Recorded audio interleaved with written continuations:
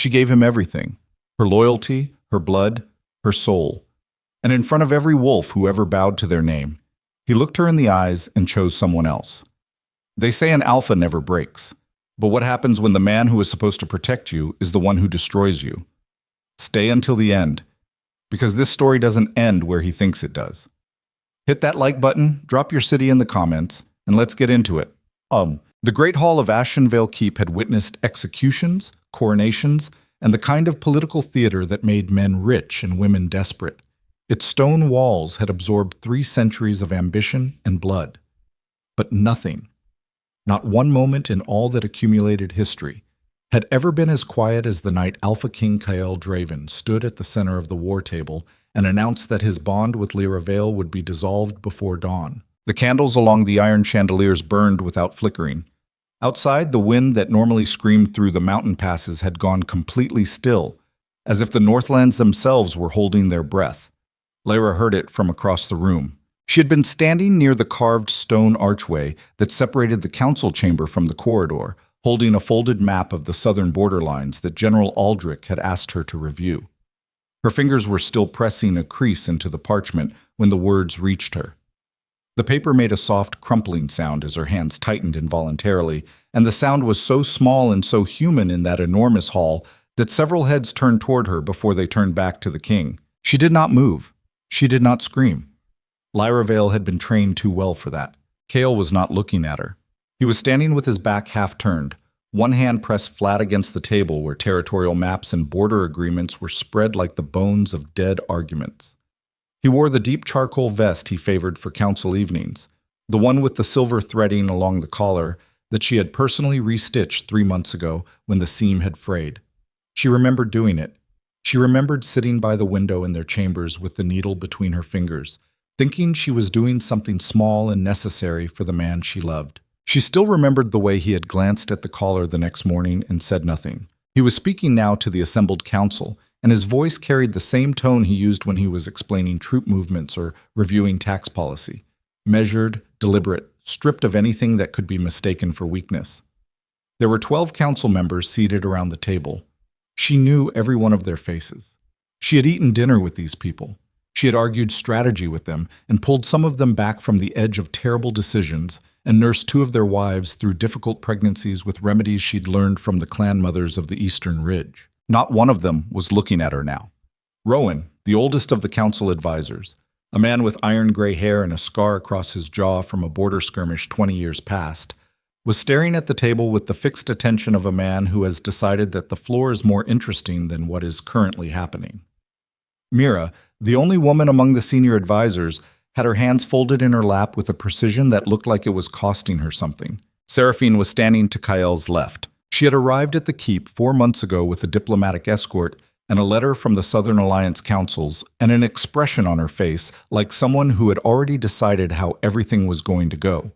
She had long dark hair and amber eyes and a mouth that never stopped moving, and she had spent those 4 months managing to be simultaneously everywhere and nowhere in a way that Lyra had recognized instantly and said nothing about. Because she was not the kind of woman who made accusations without evidence, and because she had trusted Kael. She looked at Seraphine now. Seraphine was watching Kael speak with the expression of someone watching a performance they have rehearsed many times. Lyra set the map down on a side table. Her hands were steady. She had always hated that about herself. The way her body refused to perform her grief publicly, the way she went cold and precise in the moments that should have shattered her. The bond between them, the mate bond that had been forged in the old way, in the way of blood and breath and witnessed vow, ran through her chest like a root system. She could feel it now, the way you feel a tooth before it's pulled. The awareness of something present, something that has always been present, suddenly unbearably significant. She walked into the hall. Kael. Her voice did not shake. It came out flat and direct, the way she had learned to speak in war councils and border negotiations, the way that forced men to look at her instead of through her. Every head in the room turned. Kael turned last. He looked at her the way she had seen him look at difficult terrain, assessing, calculating the most efficient path forward. Something moved behind his eyes. something that was not calculation, something that looked for just a fraction of a second like a man standing at the edge of a very large drop. Then it was gone. "Lyra," he said, "this doesn't concern—" "Don't." The word came out before she could stop it, and it carried more weight than anything else she could have said, because it was not a plea. It was a warning. Don't finish that sentence. The room was the kind of quiet that has a texture to it. Rowan had stopped studying the table. Mira's hands in her lap had gone very still. Seraphine had not moved at all. "The council decision has been made," Kael said. His voice was careful now, the way a man is careful when he is walking across uncertain ground and does not want to appear to be walking carefully. "What decision?" It wasn't a question. She already knew. She needed him to say it to her face. She needed to look at him when he said it, because some part of her, some stubborn, battered, still-breathing part of her, needed to see who he was when he did this. Not the king, not the Alpha. The man. "The bond dissolution will be performed at dawn," he said. "The formal proceedings, you told them before you told me." The silence that followed was different. It had weight and shape. Kael's jaw tightened. "Lyra, you stood in front of 12 people," she said, and her voice was still level, still precise, and she hated herself for it. She hated that even now she could not fall apart in front of them. "And you announced the end of our bond before you told me, before you looked me in the eye and said a single word. The formal process requires council witnesses for the dissolution to—" "The formal process." She heard her own voice change, just slightly, like a crack running through stone. Not breaking. Not yet. Just marking. "Is that what this is?" Kael said nothing. "Look at me," she said. "Not at the table. Not at the wall. At me." He looked at her, and she saw it. She saw exactly what she had been afraid she would see, which was that he was not conflicted, not torn. He had already made the decision and packaged it into process and procedure the way he packaged everything that was too painful to carry as a human thing, and the man looking back at her was not suffering. He was resolute. That was worse. She understood immediately that it was worse. "You love her," Lyra said. Not an accusation, a statement of geography, a mapping of where they were now. Kael's expression didn't change. "The political alliance that this union provides will—" "Don't." There was that word again, quieter this time. "Don't explain it to me in those terms. You owe me better than that." "Lyra." His voice dropped. He took half a step toward her and then stopped, as if he had remembered where they were and who was watching. "This is not about— It's about her," Lyra said. "Say it." The pause stretched until it became its own kind of answer. "It's about what's best for the pack," he said. "What's best for the kingdom." She nodded once, slowly. The nod of someone receiving information they already knew. She looked at Seraphine, who was watching the exchange with the composed attention of someone who has won something and is being very careful not to show it. "And she's what's best," Lyra said. "The Southern Alliance is a political justification for a personal choice." She said it quietly, not unkindly, almost like she was doing him a favor by naming it clearly. "I understand. I don't agree, but I understand the difference between what you're saying and what's actually happening." Seraphine spoke for the first time. "Perhaps it would be better to continue this in a more private setting." Lyra looked at her. She had green eyes, the color of deep water. She kept them steady on Seraphine's face long enough that the other woman's composure developed a faint hairline fracture before she looked away. "No," Lyra said, and she was still looking at Seraphine when she said it. "He made this a public matter. The witnesses are already seated." She turned back to Kael. "So let's finish it publicly." Kael studied her face. The calculation was back. She could see him weighing outcomes. He was always weighing outcomes. It was one of the things she had loved about him, the way his mind worked through problems with the patient efficiency of a craftsman, finding the cleanest line, the most durable solution. She had not understood until this moment that she had always been a problem he was solving. "Dawn," he said finally. "The dissolution will proceed at dawn, as planned. You'll have tonight to what?" Her voice cracked, just barely, just once. "Prepare myself?"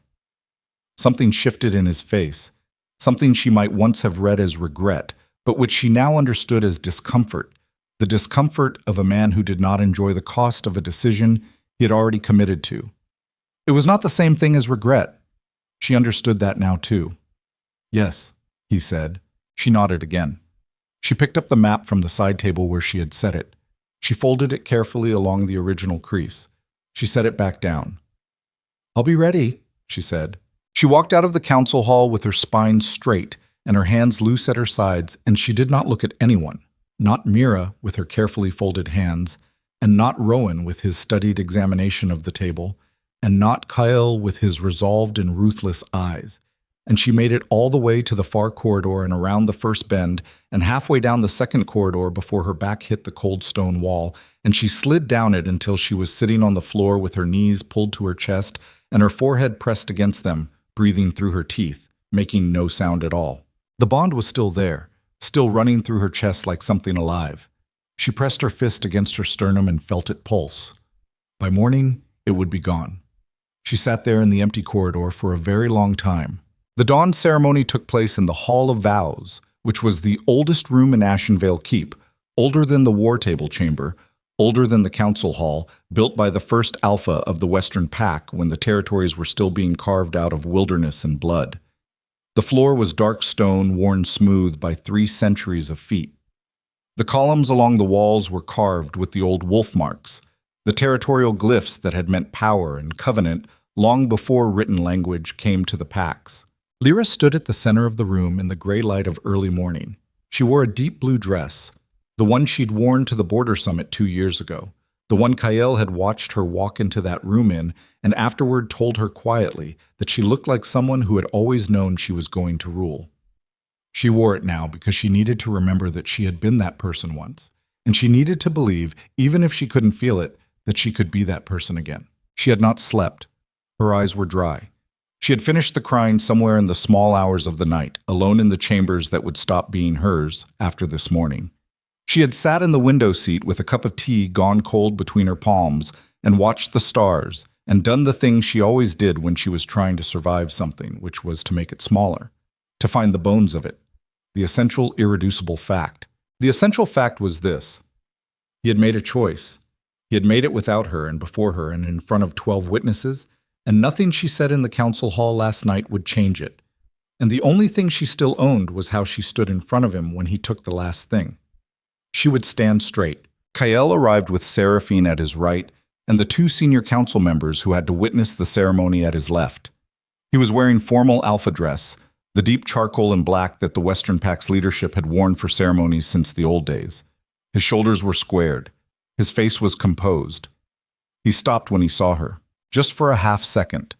Just a fractional hesitation in his stride, so small that anyone who wasn't watching closely would have missed it entirely.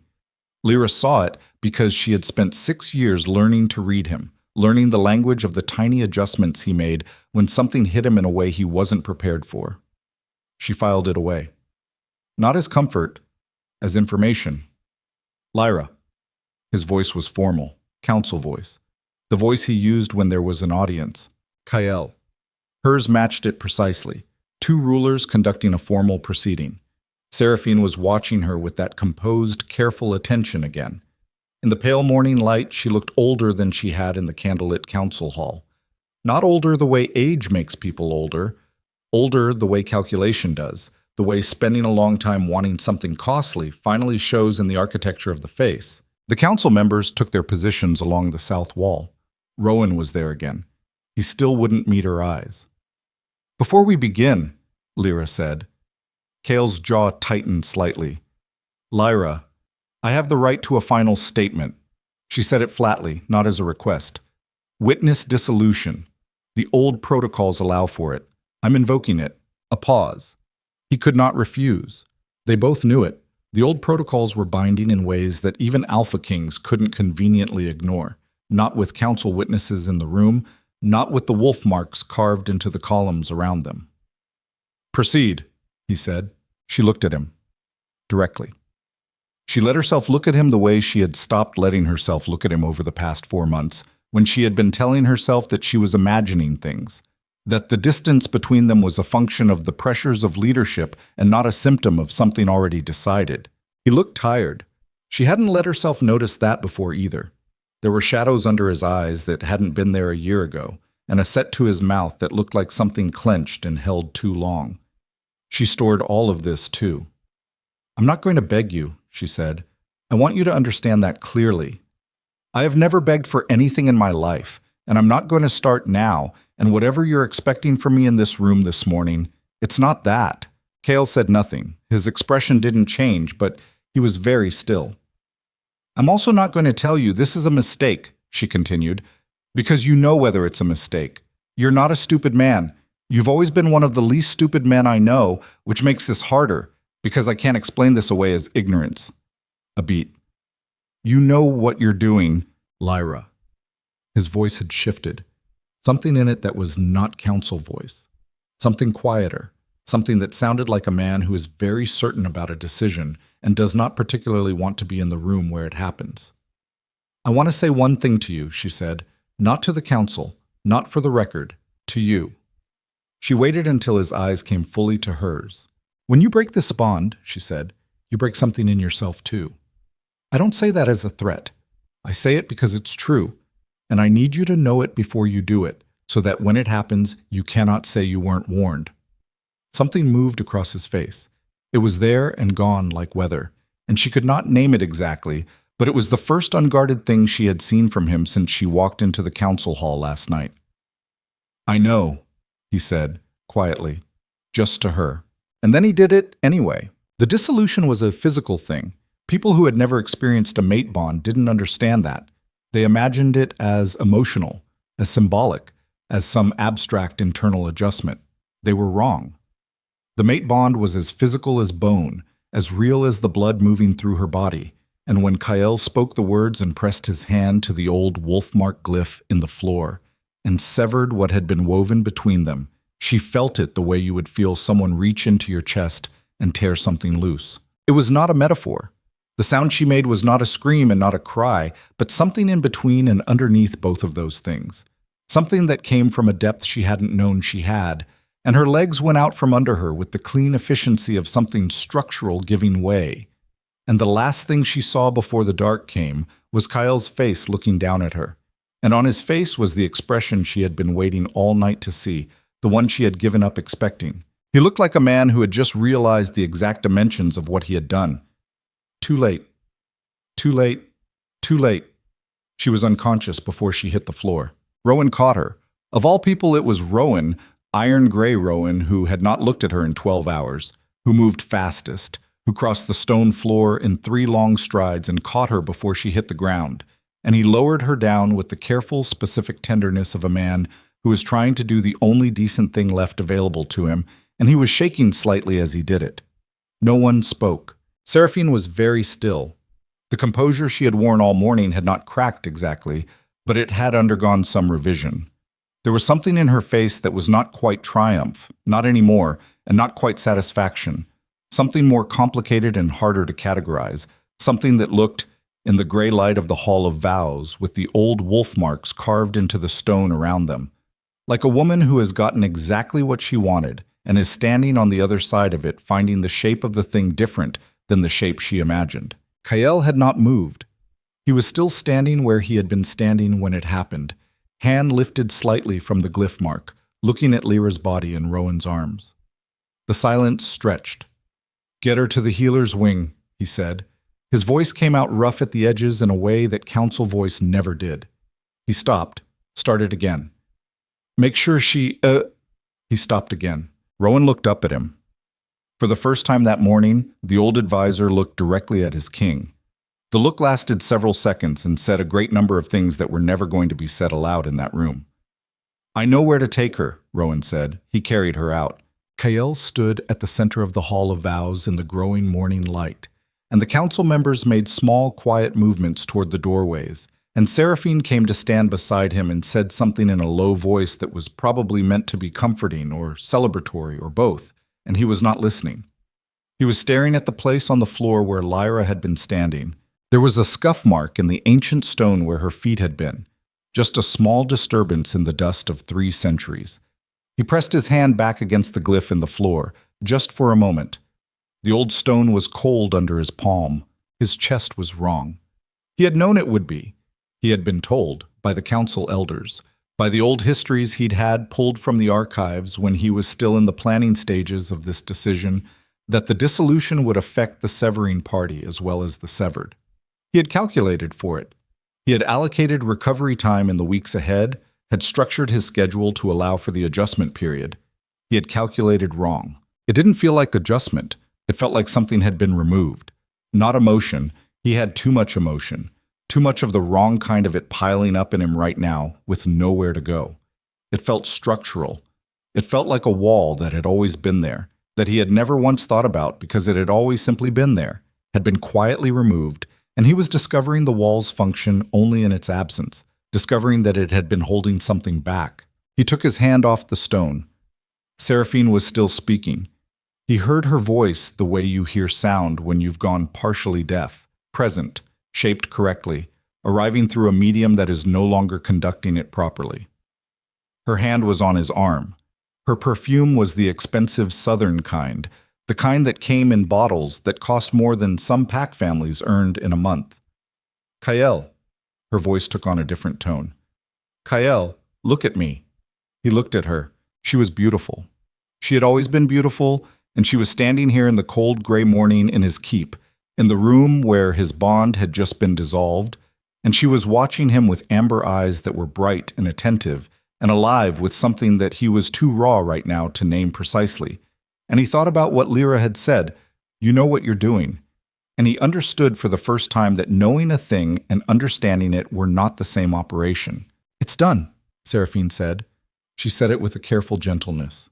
"It's over." "Yes," he said. He walked out of the hall. Lyra left Ashenvale Keep 3 days later, in the hour before dawn when the watch changed and the corridors were at their emptiest.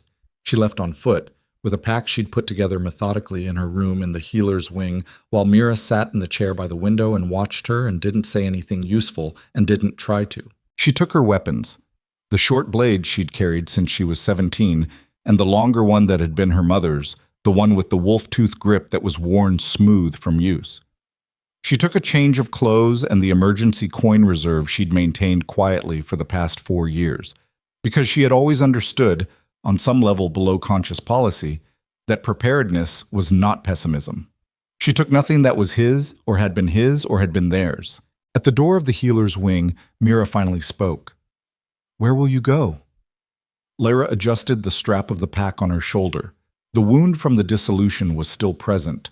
Not painful exactly, not the way the first moments had been painful, but present, the way a healed injury stays present in cold weather, a constant low note of reminder. "North," she said. "The Northlands?" Mira's voice was careful. "Lyra, the Northern clans don't—" "I know what the Northern clans don't," Lyra said. "I also know what this keep does." She looked at the older woman. Mira looked tired, the specific tired of someone who has known a thing was coming and has been unable to prevent it and has to live with both the knowing and the failure. "Thank you for the care. The last 3 days." "Lyra, don't." She said it gently this time. No warning in it, just a closing. "There's nothing left to say here that would help anything." She walked out into the cold pre-dawn and did not look back at the keep. The Northlands were 4 days of hard travel in good weather, and the weather was not good. It was the deep edge of winter, when the passes through the Ashevale Range were starting to close and the temperature at altitude dropped to the kind of cold that was less a sensation and more a renegotiation with your own body about what you were willing to endure. She endured it. She had survived the borderland skirmish of her 23rd year on 3 hours sleep and a dislocated shoulder. She had survived the fever outbreak in the Eastern Ridge settlements when she was 26 and had kept it from becoming a population event through 4 days of continuous triage. She had survived Kyle Draven, or she was in the process of surviving him, and by comparison, the mountain cold was honest in a way that felt almost companionable. On the second day, she ran out of road. By the third, she was navigating by the old territorial markers that the northern clans cut into tree line, symbols she knew from books and treaty documents but had never navigated by in person. On the morning of the 4th day, standing in a high mountain pass with ice crystals forming at her eyelashes and her fingers gone to a white numbness inside her gloves, she heard the wolves, real wolves, Not pack-shifted wolves, not the two-formed kind, just animals. A hunting pack moving through the tree line below the ridge she was crossing, their gray shapes visible for brief moments between the trunks. They were moving parallel to her path, which could mean various things, none of them unambiguously good. She kept moving. She was 200 meters below the ridgeline when the Northern Scout stepped out of the tree shadow directly in front of her. He was large, not in the political constructed way that Ashenvale's guards were large, trained and armored and performing size as authority. He was large the way the mountain was large, the way cold was cold, without reference to anything outside itself. He was wearing furs and carrying a short spear across his body, in a carry position that was technically relaxed and practically ready, and he was looking at her with dark eyes that had the specific flat attention of a man who has been doing his job for a very long time in very unforgiving conditions. "Western," he said. Statement, not question. He could probably smell it on her. "Former Western," she said. Her voice came out steady despite the cold. "Lyra Vale. I'm requesting passage to Northern Territory." "On whose authority?" "My own." The scout looked at her for a long moment. The wolves in the tree line below had stopped moving. "Name doesn't register with me," he said. "It wouldn't," she said. "I'm not carrying letters or a banner. I have no formal authority with your people. I'm asking as an individual requesting passage under survival necessity, which your clan protocols recognize." Something shifted in his expression, very slightly. Not warmth, more like a recalibration of some assumption he had been operating under. "You know the Northern protocols," he said. "I know a great number of things," she said. "I knew them before they were useful, and I know them now when they're necessary. And the distinction is interesting, but not currently relevant." She held his gaze. "I need to get through this pass. I am not a threat to your people or your territory. I have blades, and I am not shy about using them, but I would prefer to reach whoever is in charge of this sector without a fight." The scout studied her for another moment. His breath made brief clouds in the frozen air. "Can you walk for another 6 hours?" he said. "Yes," she said, without hesitation. He turned and started walking north. She followed him. The northern outpost was carved into the side of a mountain the way the mountain itself had decided to put it there, deep into the rock, using the natural architecture of the stone with an efficiency that spoke of generations of accumulated understanding of how to survive in a specific kind of extreme. There were perhaps 40 people visible in the compound, with the organized, purposeful movement of people who had been living in functional proximity for a long time and had worked out the friction. They looked at her. She looked back. The scout led her to a large central room that served as meeting hall and fire space, and left her there with a word to one of the women in the room who brought her a bowl of something hot and animal without asking if she wanted it. She ate it. It was the best thing she had tasted in 4 days. She was still eating when he came in. She heard him before she saw him. The shift in the room's social gravity, the specific reorientation of attention that happens when someone with genuine authority enters a space, not performed authority, not title authority, but the kind that comes from being the person that everyone in the room has actual demonstrated reason to trust their lives to. She looked up.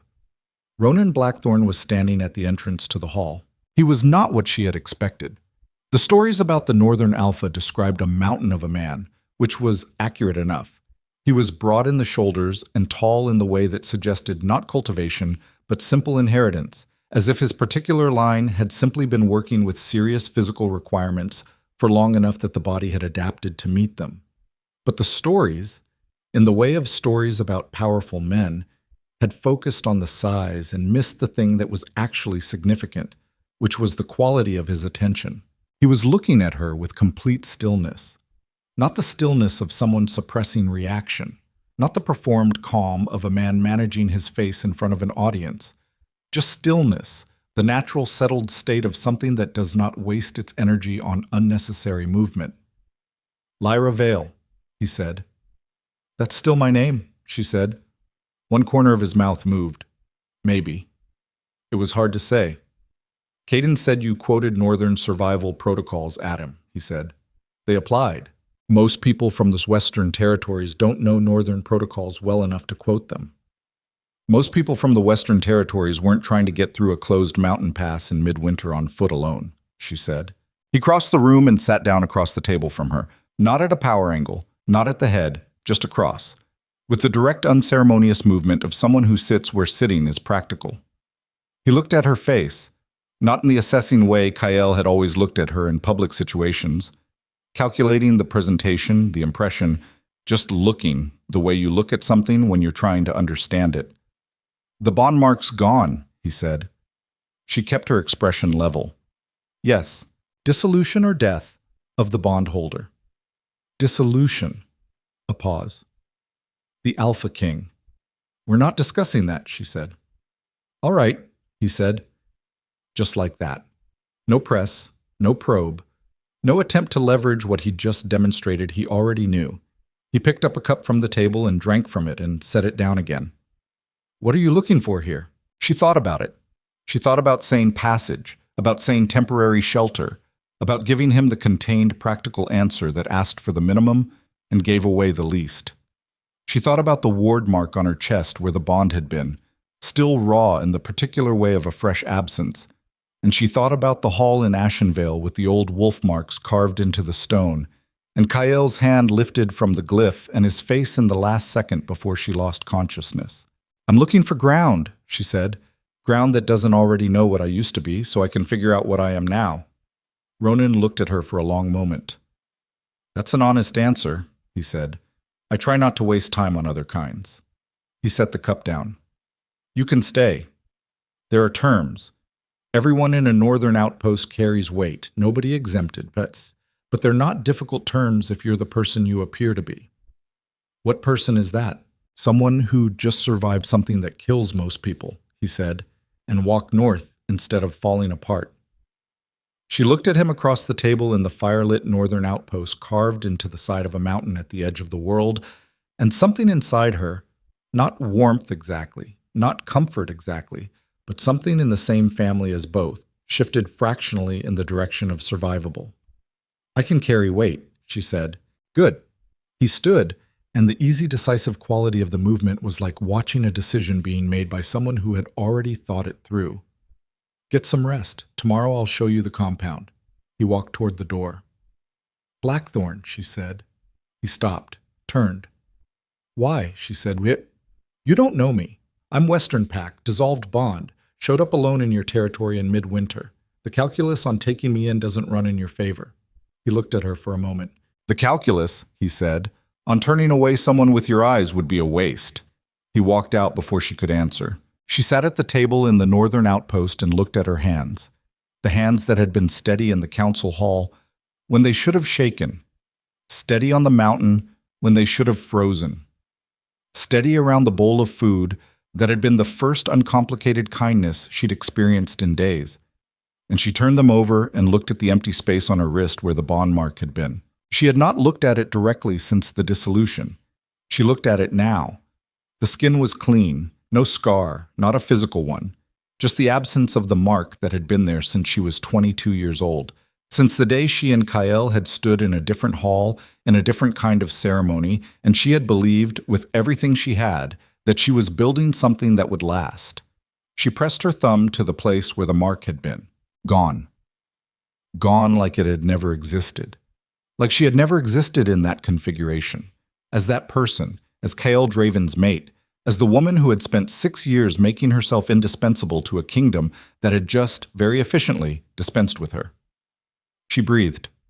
In through the nose, out through the mouth, the way the Eastern Ridge clan mothers had taught her when she was a girl, and prone to the kind of furious grief that needed a physical technique to manage. She breathed until the furious grief became something quieter. Not gone, just manageable, compressed into a size that could be carried without preventing forward motion. She was still sitting there, pressing her thumb to the empty skin of her wrist, when the scout, Caden, came back into the hall and told her there was a cot prepared in the east quarters if she was ready. And she said yes and stood and followed him, and she was halfway down the carved stone corridor with the torches guttering low in their iron sconces when the sound came from outside the compound walls. Wolves again, but not animals. Not this time. Pack shifted, running, moving with coordinated directional purpose, and she knew the cadence. She had heard that particular running pattern in training exercises and border drills for 6 years, and her body knew it before her mind caught up with what it meant. Western Pack Scouts. Moving fast. Moving northeast. Moving, if she was reading the sound correctly, directly toward this outpost. She stopped in the corridor. Caden had stopped too, head tilted, listening. "How long ago did you leave Ashenvale?" he asked, and there was something careful in his voice now. 4 days, she said. He turned to look at her in the low torchlight, and on his face was a look she had not seen from him before. Not hostile, not threatening, but serious in a new and specific way. The seriousness of a man doing fast arithmetic about something with significant stakes. "Then they're fast," he said. They were. They were very fast, and they were here, and the only question, the question she could see already forming in Caden's eyes as he looked at her, the question she could hear being asked in the rhythm of those running forms outside the compound walls, was not whether they'd found her. It was what they'd come to bring back. The sound didn't stop. It grew. 3 distinct running patterns became 5, became 8, and Lyra stood in the carved stone corridor of the northern outpost, with her hand resting on the hilt of her mother's blade, and did the kind of fast, cold arithmetic that she had always been better at than people expected. 8 Western scouts in pack shift, 4 days out of Ashenvale, moving with coordinated directional purpose toward a specific location. That was not a search pattern. A search pattern was spread radial, covering ground. This was a vector. This was a destination. Someone had told them where she was. She looked at Caden. He was already looking at her with that careful, serious arithmetic on his face, and she could see him working through the same numbers and arriving at a version of the same conclusions. And the question hanging between them in the torchlit corridor was not spoken aloud, but had a shape and a weight. "How many people knew I was here?" she said. "The scout rotation that was out when you came through. Myself. Blackthorn." He paused. "Maybe 6 others in the compound who saw you come in. And who among those 6 has reason to be in contact with Western territory?" Caden's jaw tightened. "That's not a question I'm going to answer for you." "Fair," she said. "It's not really my question to ask anyway." She took her hand off the blade hilt, deliberate, visible. "I need to talk to Blackthorn before those scouts reach the wall." Caden was already moving. The compound had come alive in the way of a place that has lived with the possibility of threat long enough to have made it into procedure. People were moving to positions with the quiet efficiency of rehearsal. Not panic, not scrambling, just the specific, purposeful flow of a community that understood what its walls were for. 2 of the larger men from the hall had taken up positions near the outer gate. A woman with close-cropped gray hair and the bearing of someone who had been doing something tactical for a very long time was speaking in low, rapid sentences to 3 younger fighters near the eastern approach. Ronan was already outside. He was standing at the compound's main gate, not on the wall, not behind it, at it, in the gap between the closed outer doors and the inner courtyard, in the position of someone who has decided that the most useful place to be is exactly where the conversation is going to happen. He had added a heavy, fur-lined outer coat to what he'd been wearing in the hall, but was otherwise unchanged. No additional weapons visible, no armor, just the same settled quality of attention that she had read when he walked into the hall. He heard her coming in, turned, one look at her face. "You know them," he said. "They're Western Pack Scouts," she said. 8, by the sound. They came fast and they came direct, which means they had a location, not a search area. "They shouldn't have had a location." "No," she said. "They shouldn't have." Something moved in his eyes. Not surprise. He was not, she was beginning to understand, a man who experienced much surprise. It was the look of someone updating a file. "What do they want?" he said. It wasn't entirely a question. She looked at him straight. "I don't know. I left voluntarily. I have no formal status with the Western Pack. The dissolution removed that. Kyle has no legal claim on my person under any treaty that currently exists between Western and Northern territories. But Kale Draven is an Alpha King who made a public decision and has to live in the space that decision creates," she said. "And I am a liability in that space if I'm walking around with knowledge of his court, his alliances, his territorial agreements, and his security arrangements, which I have 6 years of." Ronan was quiet for a moment.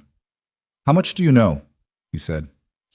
Enough, she said, that if I wanted to cause him serious political damage, I could. I don't want to, but he doesn't know that. And Seraphine. Lyra looked at him. She had not mentioned Seraphine. She had said nothing in the hall about the specifics of the dissolution, nothing beyond the bare fact of it. What do you know about Seraphine? She said carefully. Southern Alliance emissary, in Ashenvale Keep for roughly 4 months before the dissolution, known in 3 other territories for arriving before transitions of power and leaving after them. His voice was completely level. I make it my business to know things about people who move the way she moves. Lyra held his gaze. Then you know more than you let on when I walked in. I knew who you were when Caden brought you in, he said. Former mate of Kael Draven, dissolution survivor. Walking alone through a closed mountain pass in midwinter. A beat. I wanted to know if you'd tell me the truth about it or give me a managed version. And you told me the truth, he said simply. That's not common. From beyond the gate, the running sounds had slowed. They were close now, just outside the wall, and they had slowed to a walk, which was itself information. You slowed when you were ready to talk, or when you were ready to show the other party that you were choosing to talk, that the talking was a deliberate de-escalation you were performing from a position of confidence. Ronan turned to the gate and nodded to the men stationed there. They opened it. The lead Western scout stepped through in his human form, which meant he had shifted back before the gate opened, which meant he'd had time, which meant the 8 of them had been outside the wall for longer than their approach sound had suggested, and had been waiting, and all of that together told a specific story about the kind of instruction they were operating under. She knew him. His name was Davan, and he had been in the Western Pack Scouting Corps for 9 years, and she had sparred with him twice and had drinks with his wife at the Midwinter Gathering 3 years running.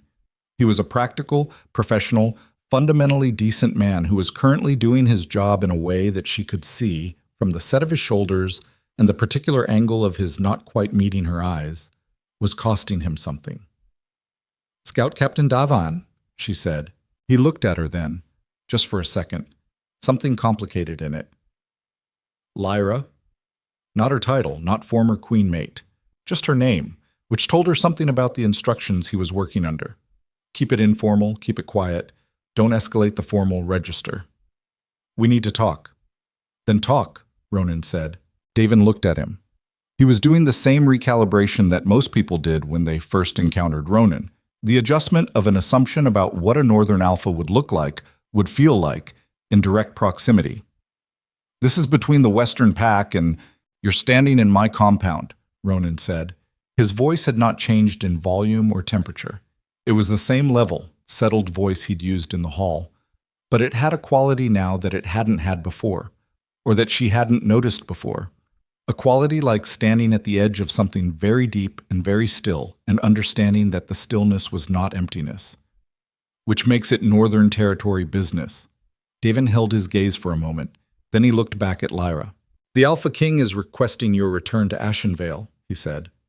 Requesting, she said. Those are my instructions. Davan, she kept her voice even. We've known each other for 6 years. Don't waste my time with careful word choices. What are the actual instructions? He looked at her. He breathed out through his nose. A man choosing between his job and his conscience and finding the space between them narrower than he'd hoped. Return of the former mate to Western Territory for formal debriefing regarding sensitive alliance information, he said. Flat? Official. The words of someone reciting a document. Given the nature of the information held by the individual, the Alpha King has authorized the escort to use whatever means necessary to facilitate the return. Whatever means necessary. She heard it land in the air of the courtyard and sit there. That's not a request, she said. No, Davan said. And in his voice, very quietly, was the shape of an apology that he was not authorized to make. Ronan had gone very still. She had not known him long enough to know all his registers, but she knew this one already. This was not the stillness of the man sitting across the table in the hall, the settled everyday stillness. This was something else, denser, like the stillness of a thing that has gathered itself. Whatever means necessary, Ronan said, on Northern Territory. Daven turned to him. I'm not looking for a territorial incident. My instructions are, Your instructions authorized a kidnapping inside my walls, Ronan said. Still that same level voice, still no escalation of temperature. Just the statement of a fact like a stone being set down. I want to be sure we're both clear on what word applies to what you just described. The Alpha King has legal standing under the Alliance Charter to— Not here, he doesn't. Ronan took one step forward. One. He didn't raise his voice. He didn't change his posture. The step itself was the entire communication, and it was effective with a completeness that Lyra found herself studying almost academically because she wanted to understand the mechanism. The way pure certainty expressed without performance took up more space than any amount of aggression would have. Davin stopped. She came here voluntarily, Ronan said. She's under Northern protection by the Survival Right Clause of the Inter-Territory Accords, which predate your Alliance Charter by about 60 years.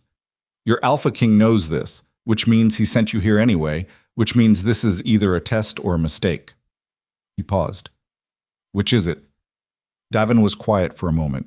His jaw worked slightly. I have my instructions, he said. Then go back, Ronan said, and tell Kael Draven that his former mate invoked survival right on Northern territory and that the Northern Alpha is honoring it, and that if he wants to discuss the matter, he can come himself and we can have a conversation like the territorial leaders we both are. Another pause. And tell him I said come soon, because I have questions about why he's sending 8 armed scouts into my territory 4 days after dissolving a bond with someone who left voluntarily, and I'd like those questions answered by a person with the authority to answer them. Davin looked at Lyra. She looked back at him. She didn't say anything. There was nothing she could offer him that would make his position easier, and she was not going to pretend otherwise. Lyra, he said, and his voice had dropped, had lost the official register entirely for just a moment. He stopped. He's what, Davan? Not good, Devon said. Quiet, between the two of them. Since the ceremony, it's only been 4 days, and I've served under him for 9 years, and I've never seen him like this. She felt something move in her chest. Complicated. She identified it carefully and honestly, the way she did all difficult things, named its components. It was not satisfaction. It was not pleasure. It was not relief. It was the specific ache of loving someone well enough that their pain still registered as pain, even after they had broken you, and she hated that it was there. She hated its presence, like she hated her hands for being steady in the council hall. But she was not going to pretend it wasn't there just because it was inconvenient. I'm sorry to hear that, she said. She meant it. She also meant, that is not my responsibility anymore, and I need you to hear both of those things simultaneously. Devon heard it. She could tell. He gave her one more look, and then he turned and spoke quietly to the scouts behind him, and they went back through the gate, and the gate closed. The courtyard was quiet. Ronan stood with his back still to her, looking at the closed gate for a moment. Then he turned. He broke the bond and then sent scouts after you inside of 4 days, he said. Yes. What does that tell you? She considered the question seriously because it deserved a serious answer. That he made the decision when he thought the consequences were one shape, she said, and discovered after it was done that they were a different shape. And his response to that discovery is to try to take back the piece he moved. She paused. It's how he handles loss. He tries to undo the action rather than adjust to the outcome. Ronan looked at her with that complete, steady attention. You know him very well, he said. I loved him for 6 years, she said. You don't do that without learning someone. Does it still read as love to you?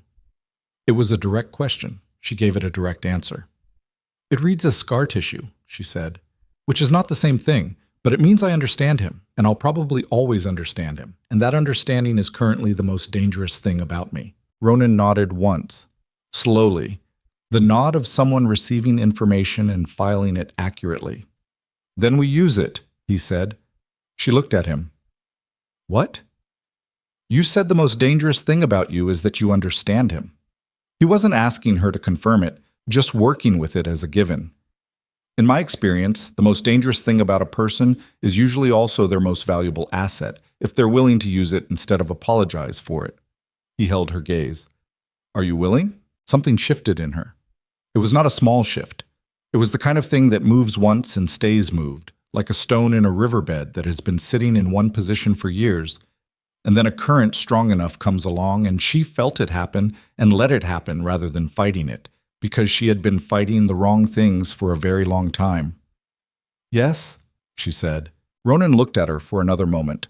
Something in his expression, not warmth exactly, not the performed warmth of someone deciding to approve of you, but a kind of recognition, the specific recognition of someone who has been looking for a particular quality in the world and has found it in an unexpected location. Good, he said. Get some rest.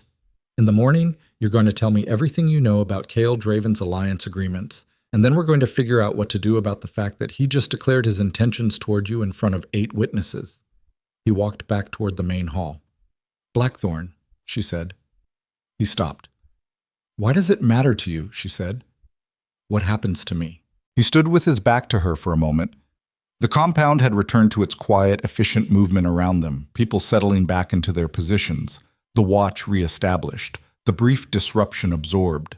A woman with your eyes and your knowledge and your particular kind of survival instinct showed up at my outpost in midwinter, he said, still not turning. The North has been looking for what you are for a very long time. Now he turned just enough to look at her over his shoulder. I don't intend to waste it. He went inside. She stood in the courtyard in the northern cold with the torches burning low around the walls and the wolves quiet in the forest below and the empty skin of her wrist where the bond mark had been, and she breathed, in and out, and she let herself feel the full weight of what Davon had said before he left. Not good. 4 days, and already not good. She pressed the feeling down. Not suppression, compression. She packed it small and tight, and stored it in the place where she kept the things that were true but not currently actionable.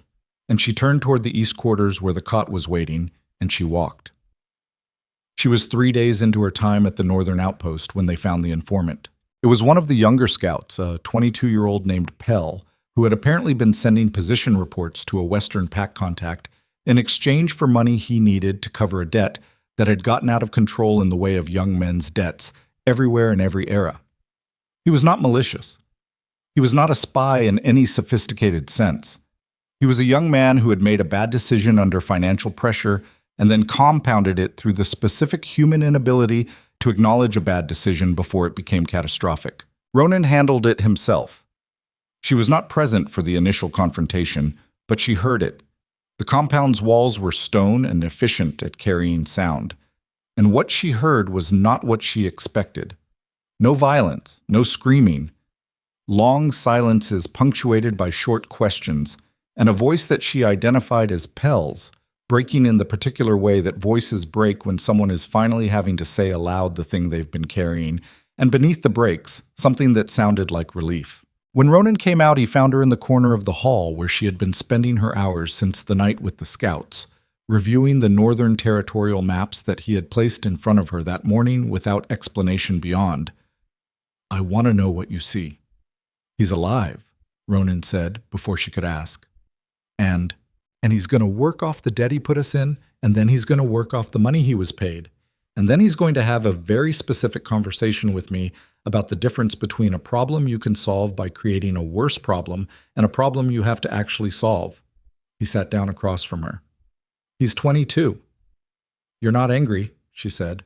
I'm angry, he said. I'm just not interested in being angry at a 22-year-old who made a scared choice when there are larger things to be angry at. He looked at the map. What do you see? She looked at him for a moment. Then she looked at the map. Your eastern exposure, she said, pointing to a stretch of the territorial boundary where the natural terrain offered fewer defensible positions. This corridor here, the passes through the Ivara Ridge. Kyle knows about this stretch. He has it in the Western Alliance strategic documents.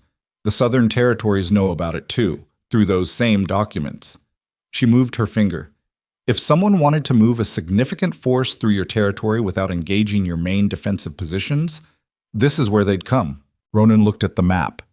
He was very still in the way he got still when he was thinking hard. The Southern Alliance, he said. Seraphine, she said.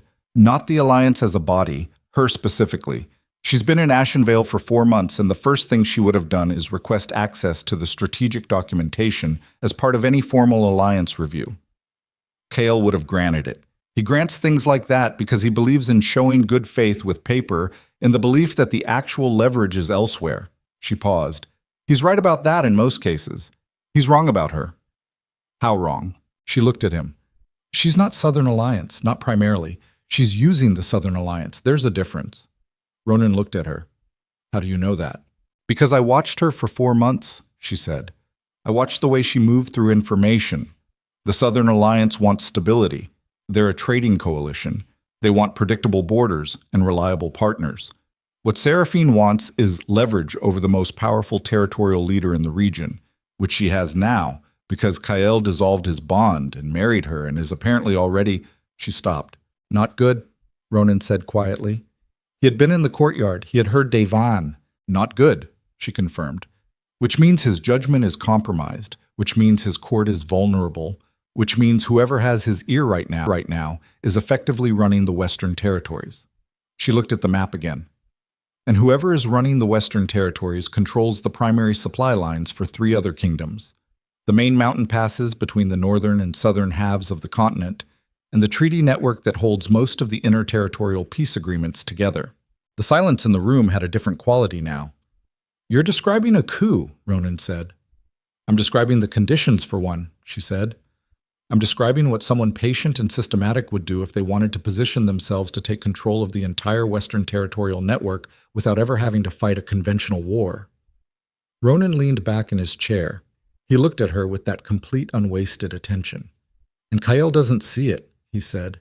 Kael sees what he wants to see, she said, and there was nothing bitter in it, just the flat accuracy of someone who has studied something long enough to describe it clearly. He's brilliant at strategy when the variables are external. He's terrible at it when he's personally invested, because he doesn't believe his personal feelings could compromise his judgment, and he's never had to. Until now. Until now. They sat with that for a moment.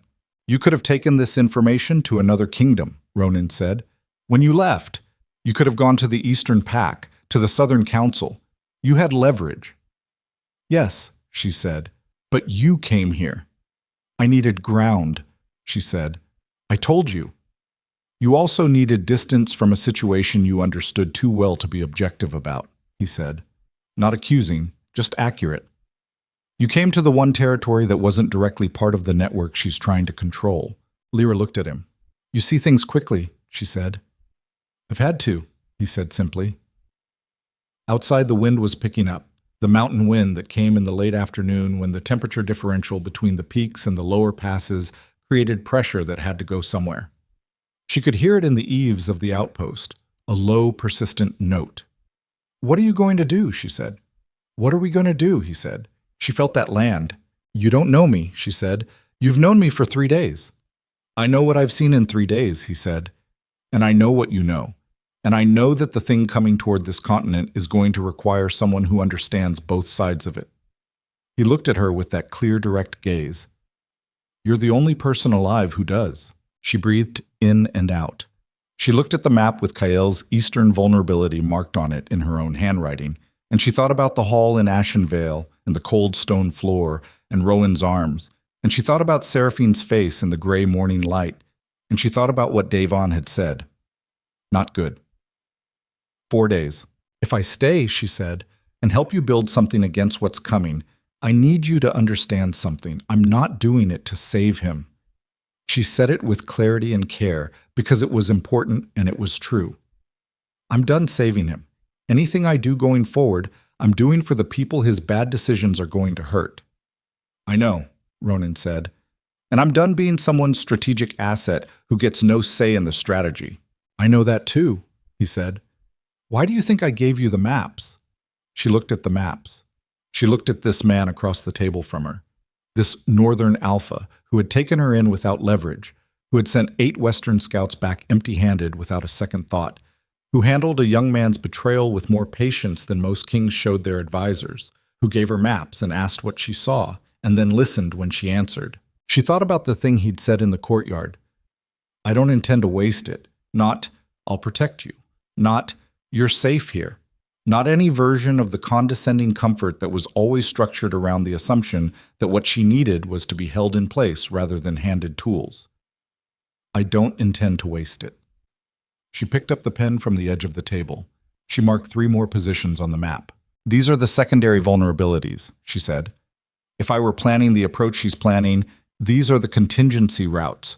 We need to think about all of them. Ronan leaned forward. He looked at the mark she'd made with the focused, careful attention of a man who has received something valuable and intends to use it well. Start with the first one, he said. She started talking. Outside, the mountain wind built and built, pressing against the stone walls of the outpost with the patient insistence of something that had all the time in the world, and inside, Lyra Vale sat across from Ronan Blackthorne with a pen in her hand and 6 years of dangerous knowledge in her head, and something new and precise beginning to crystallize behind her eyes. Not hope exactly, not yet, but something harder and more durable than hope, something closer to intention.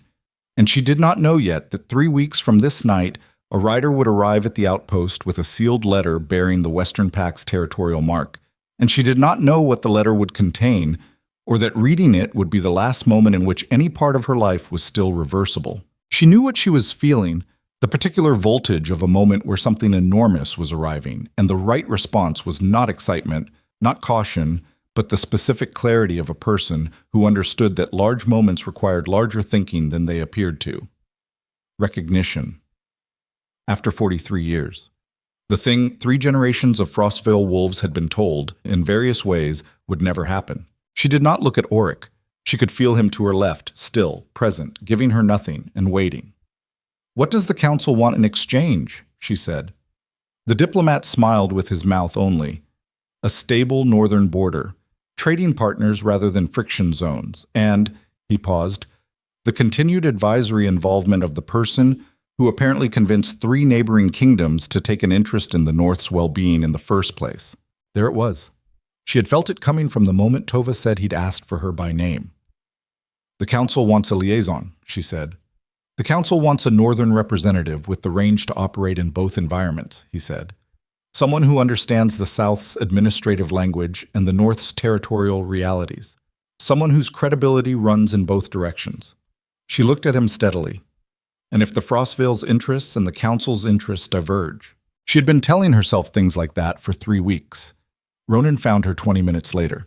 He came into the yard without hurrying, which told her nothing because she had not yet seen him hurry at anything. He waited until she finished the sequence she was running, until she stepped back and sheathed the blade and turned to him. He held out the letter. She took it. The seal was Kael's personal mark, not the territorial administrative mark, not the council's formal stamp. His personal mark, the one he used only on correspondence that was meant to be read as coming from the man rather than the office. She broke it. She read it twice. Then she folded it along its original crease and held it in both hands and looked at the middle distance for a moment while she ran the implications the way you run a blade along a whetstone, looking for the places where the metal didn't hold. "He wants a meeting," she said. "I read it," Ronan said. "Neutral ground. The Varen Crossing outpost, 8 days from now." She paused. "Him, 2 advisors, no pack-shifted escorts within the perimeter." "And his terms?" She looked at the letter again. "He says the terms are conversation." She let the flat skepticism of that sit in the air between them for a moment. "He says there are things I need to know about what has been happening in Ashenvale since I left. He says—" She stopped. "What?" She read the line again. "Lyra, I have made errors I cannot undo. I am asking you to hear what I have to say before the consequences of those errors reach you, because they will reach you, and I would rather you were not caught in them without warning." The yard was quiet. 2 of the fighters had drifted toward the opposite end, the instinctive social tact of people trained to read a room. "That's not a political letter," Ronan said. "No," she said, "it's not. It could be written to appear personal in order to lower your guard." "Yes," she said. "It could be." She looked at him. "It could also be exactly what it sounds like, which is a man who has realized the size of his mistake and is trying to do something about it before it's too late." She paused. "Neither possibility makes it safe to ignore." Ronan looked at her steadily. "What do you want to do?" She thought about what she wanted to do, which was nothing useful. She thought instead about what the letter meant as a data point in the larger map they had been building across 3 weeks of late nights and territorial documents, and her own accumulated knowledge of the Western court laid out piece by piece like a disassembled weapon. "I want to send a response asking for a preliminary communication," she said. "Written. Before I agree to any meeting. I want him to put in writing what he says I need to know. If he does that, the information itself will tell me whether the meeting is worth the risk." Ronan nodded once. "Write it tonight." She wrote it that night. She kept it short. She asked for the information in written form before she would agree to any meeting. She named the specific terms under which she would consider attending if the information warranted it, and she signed it with her name only, no title, no affiliation, because she didn't have one yet and she was not going to pretend otherwise. She did not reread it after she sealed it. Rereading was for people who were uncertain about what they had said. The response came in 5 days, not 8, which was fast, which was itself a communication. She read it alone in the East Quarters, by the light of the single lantern she kept burning through the long northern nights. She read it standing up, which she had done with important documents since she was young, because sitting felt like receiving, and she had always preferred to read things on her feet. She read it twice. Then she sat down. The letter was 8 pages, dense and precise, written in Kael's own hand, not dictated to a scribe, not formatted in the careful official style of court correspondence. His actual handwriting, which she knew the way she knew the sound of his voice, which cramped slightly on the right side when he had been writing for a long time without rest. He had been writing for a long time without rest. He laid out what had happened in the 40 days since the dissolution with the systematic specificity of a man who needed someone to understand the exact sequence of events and was willing to expose himself in the process. Seraphine had moved faster than he had anticipated. Within 2 weeks of the marriage, she had begun restructuring access to the administrative documents. Small adjustments to protocol, reasonable-sounding modifications to information flow that individually meant nothing and collectively meant that the picture of the Western Pact's territorial agreements, military positioning, and alliance network was now passing through her office before it reached his. He had noticed. He had said something. She had offered explanations that were logical enough that he had accepted them while something in his gut had not. And he had written that down. He had written, "I accepted them, and I knew I shouldn't, and I don't fully understand why I chose the version of events that required less of me." And reading that line, Lyra pressed her thumb and forefinger to the bridge of her nose and breathed, because she understood why. She had always understood why. Kael Draven was one of the most effective territorial leaders in the region, and he had an absolute blind spot for the cost of his own comfort. And the explanation that required less of him was always going to win in the short term because he had never once in his life been required to develop the discipline of choosing the harder truth about himself. She had spent 6 years trying to build that in him gently, by example, by patience. She understood now that patience had been the wrong tool. She kept reading. By the 6th week, 2 of his senior council members had been quietly replaced, one by manufactured scandal, one by a health crisis that Kael wrote about with the specific word suspicious underlined twice. The underline pressed so hard it had nearly torn the paper. Rowan had been moved from his senior advisory position to a ceremonial role, the kind of reassignment that was technically an elevation in title and practically an exile from influence. His new council was younger, newer, majority Southern in background, and moved with the coordinated efficiency of people who had been working together before they arrived. And Kael had let it happen. Step by step, each piece looking reasonable in isolation, he had let it happen because she had been very good at making each step look reasonable, and because his judgment had been compromised since the dissolution in ways he was only now beginning to inventory. He wrote, "I broke the bond and discovered that I had been using it as a container for things that did not survive without it. I do not know how to explain this in terms that don't sound like excuses, and I am not making excuses. I am trying to give you an accurate accounting of the mechanism so that you understand what happened." She put the letter down for a moment. She pressed both hands flat on the surface of the cot and breathed until the specific ache in her chest went from acute to manageable. Then she picked it up and finished reading. The last 2 pages were different in tone, tighter, less confessional, more urgent. Seraphine had made contact with someone inside the northern outpost. Not Pell, someone else. Someone Kael had not been able to identify but had strong evidence existed based on information that had surfaced in Seraphine's correspondence that could only have come from inside the northern compound. She was not trying to retrieve Lyra anymore. She was monitoring Lyra. She wanted to know what Lyra knew, what she was sharing, who she was building with. And she had leverage over Kyle that he had not fully inventoried when he entered into the arrangement. He wrote about this with the blunt shame of a man forcing himself to record something he would rather not have known.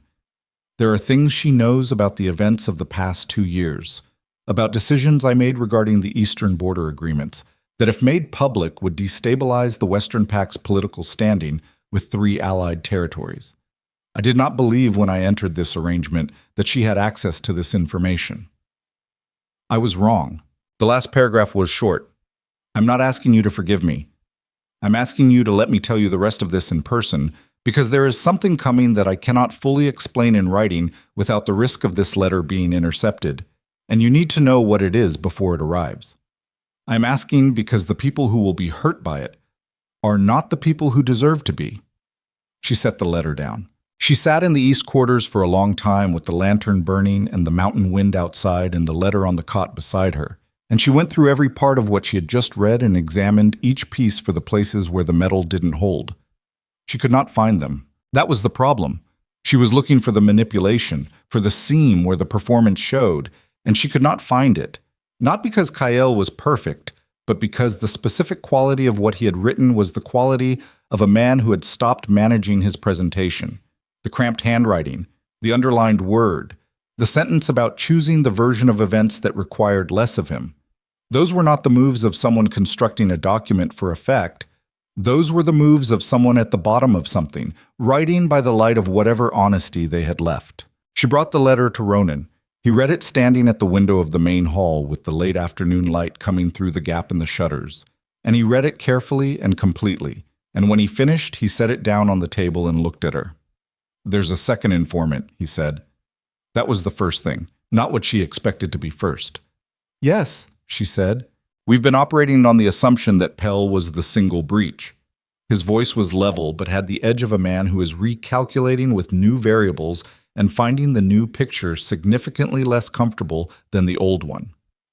If there's a second, then the information she has about what we've been building here is more current and more complete than we thought, Lyra finished. Yes, Ronan looked at the letter again. He has an informant in her court, too, or he wouldn't have known about the contact with our compound. He has Rowan, she said.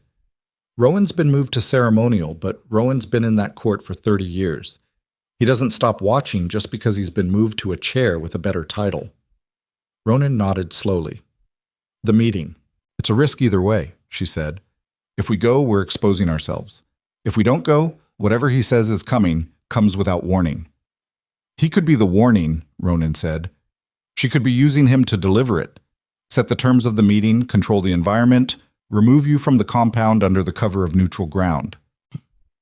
Yes, she said. She could. She looked at the letter. But Kyle knows the Varen crossing. He chose it specifically. It's northern-leaning territory. The outpost commander there is loyal to you, not to the Western Pact or the Southern Alliance.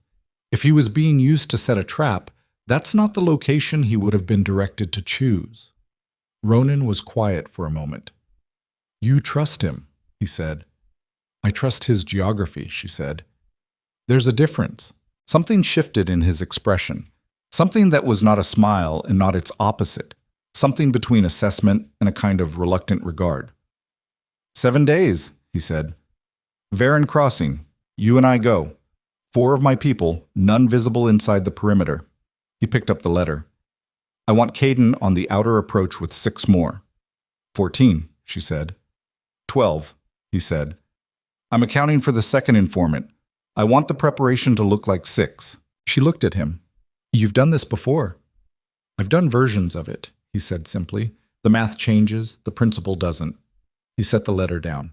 Go through everything we've shared here in the last 3 weeks and tell me what's still safe. It was a brutal inventory. She started it that night and finished it the following afternoon, and the picture it produced was not comfortable. The secondary vulnerability routes she had marked were compromised. If the second informant had been active since before Pell was found, and she had to assume they had, then Seraphine had those positions. The preliminary alliance assessments Lyra had done, the analysis of the Southern Council's likely response to a Northern-Western cooperation agreement, compromised. The timeline they had constructed for Seraphine's probable next moves. Compromised, which meant Seraphine had already adjusted her timeline in response. They had been building a wall while someone was walking through it. She brought the inventory to Ronan and watched him read it with the same complete still attention he gave everything. And when he finished, she watched him sit with it for a moment and recalibrate without any visible performance of the recalibration, without any projection of distress or frustration onto the people in the room, just the internal processing of a man who had built his entire operational style around the understanding that reality did not adjust to accommodate his preferences. "We start over," he said. "The core analysis is still sound," she said. "Yes," he said, "but she knows the core analysis, which means she's planned around it, which means the core analysis is now a liability instead of an asset." He looked at her. "If she knows what we know, what does she think we'll do?" Lyra thought about it.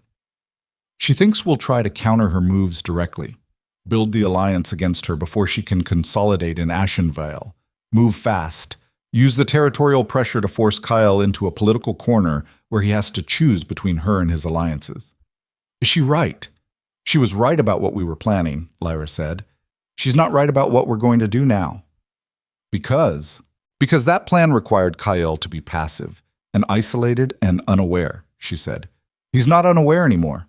She looked at the inventory on the table between them. "She made a mistake. Not a big one.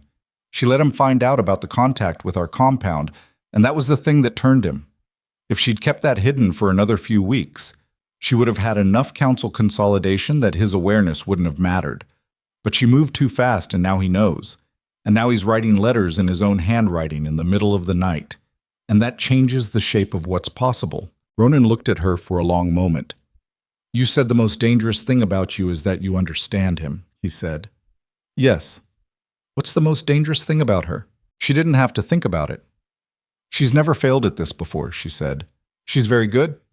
And she knows she's very good, and every time she has run this play, and she has run it in some version at least 3 times in other territories, it has worked. She plans around the people she's dealing with, but she plans around their known patterns." A beat. "She has never planned around someone who knows her patterns." Ronan was very still. "You've been researching her," he said. "Since my second day here," she said, "before you gave me the maps." A moment of something in his face, not surprise. She had decided he genuinely did not experience much surprise, but something adjacent to it, a revision of an assumption that had already been generous. "What do you have, Yisam?" he said. She had 3 territories worth of pattern documentation, assembled from treaty records and correspondence archives, and the specific kind of institutional memory that lived in the heads of people who had been present for events that got recorded in softened versions for official history. She had been building it in the hours she wasn't building the territorial analysis. The private parallel project she had not mentioned because she had not yet decided what shape it needed to take. She had decided now. She laid it out for him over the course of 2 hours, and Ronan listened with the focused attention of a man receiving military intelligence, asking questions only when he needed a specific detail clarified, never interrupting the structure of what she was assembling. When she finished, the table between them was covered in her annotations and his, a map of a different kind, not territory, but pattern, the recurring shape of how Seraphine moved and what she needed and where the gaps were. There was one gap, one consistent gap, across 3 territories, across every iteration of the play. She always secured the inside before she addressed the outside. She always made the internal architecture airtight before she worried about external threats, which meant that in the period when the internal architecture was being completed, her external exposure was at its maximum. She relied on the inside being locked down to free her to deal with anything that came from outside, and that reliance was structural. It was built into the method, and it meant that if the inside was not, in fact, locked down— "Kyle," Ronan said. "Kyle," she said. They looked at each other across the annotated table. "The meeting at Varan Crossing," Ronan said slowly, "is not just an exchange of information." "No," she said. "He's not just telling you what's coming," he said. "He's asking you to help him be the thing she hasn't accounted for." "Yes," she said. "I think so." Ronan looked at the table. He looked at the pattern documentation. He looked at the letter, still sitting at the edge of the table where he had set it. She has a second informant in this compound, he said. Yes. Which means she knows about the meeting. Yes. Which means she's already planning around it. He paused. She'll want to know what he tells you. She'll want to know what you agree to. And if what you agree to threatens the internal architecture she's building, she'll move before the meeting is finished, Lyra said. She'll accelerate. Do something she wasn't planning to do yet because she'll need to lock down the inside faster than she intended. And if she accelerates, Ronan said, she makes mistakes. If we make her accelerate, Lyra said, she makes mistakes. The room was very quiet. Outside, the mountain wind had dropped in the late evening, and the sudden absence of it was more present than the sound had been. The compound settling into its nighttime rhythms, fires banked, the watch changed, the patient ongoing work of surviving in a place that required your full attention to survive in. She was aware, in the quality of the silence between them, that they had crossed something. The 3 weeks of maps and analysis and careful inventory had been building something, and she had understood it as tactical, had kept it in that frame because that frame was the one she could work in right now without the complications that the other frames would introduce. But in this moment, with the pattern documentation spread between them and the letter at the edge of the table and Ronan's complete steady presence across from her, she understood that the thing they had built was not only tactical. She didn't address it, she filed it. I'll go to the meeting, she said. We'll go, he said. Ronan. She looked at him directly. If this works, if we make her accelerate and she moves against Kael's position while we're at Varen Crossing, the response to that has to come from inside the Western Pack, not from the North. If Northern forces are seen as the instrument of her removal, the Western Pack Council will frame it as an invasion, and she wins the narrative even if she loses the play. I know, he said. Which means we build the internal response before we go to the meeting, she said. We need people already in position inside Ashenvale who are loyal to Kael rather than to her, who can act when she moves, who have the authority to act. Rowan, he said. Rowan, she confirmed, and whoever is left of the original council, and the pack captains who served under Kael before she started restructuring access. Can you reach them without going through Western channels? She thought about it. There are 2, she said, who have family in northern adjacent territories.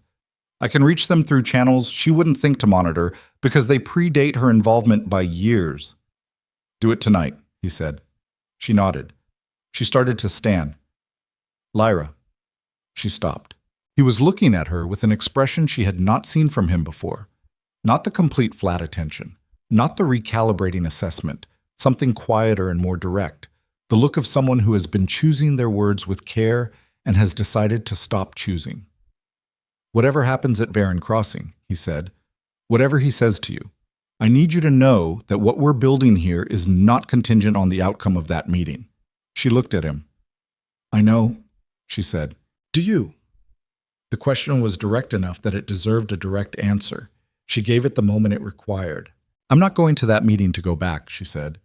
I'm going because the information is necessary, and because the play requires it, and because the people who will be hurt by what's coming deserve someone who knows enough to help them. She held his gaze. I know the difference between a necessary conversation and a home. I stopped confusing the two about 4 days into a mountain pass in midwinter. Something moved in his expression. That almost not a smile. 7 days, he said. 7 days, she said, and she meant the meeting and she meant something else as well, and they both knew it. And neither of them said it out loud because it did not need to be said out loud to be true. She went to write the letters. She was sealing the second one, her handwriting precise and unhurried in the lantern light, when she heard the sound from the compound's east wall. A single short cry, the specific pitch and brevity of a sentry who has seen something unexpected and has not yet decided whether it is a threat. And the hairs on the back of her neck came up before her conscious mind had caught up with why. She was at the door before the second sound came. The second sound was not a sentry. It was the specific percussive crack of a support structure giving way under rapid coordinated force. The sound of people who knew exactly what they were doing and had done it before, and it came from the east wall, which was the wall she had marked 3 weeks ago as the secondary approach, the contingency route, the path someone would take if they wanted to move through northern territory without engaging the main defensive positions. the path that was in every document she had compromised.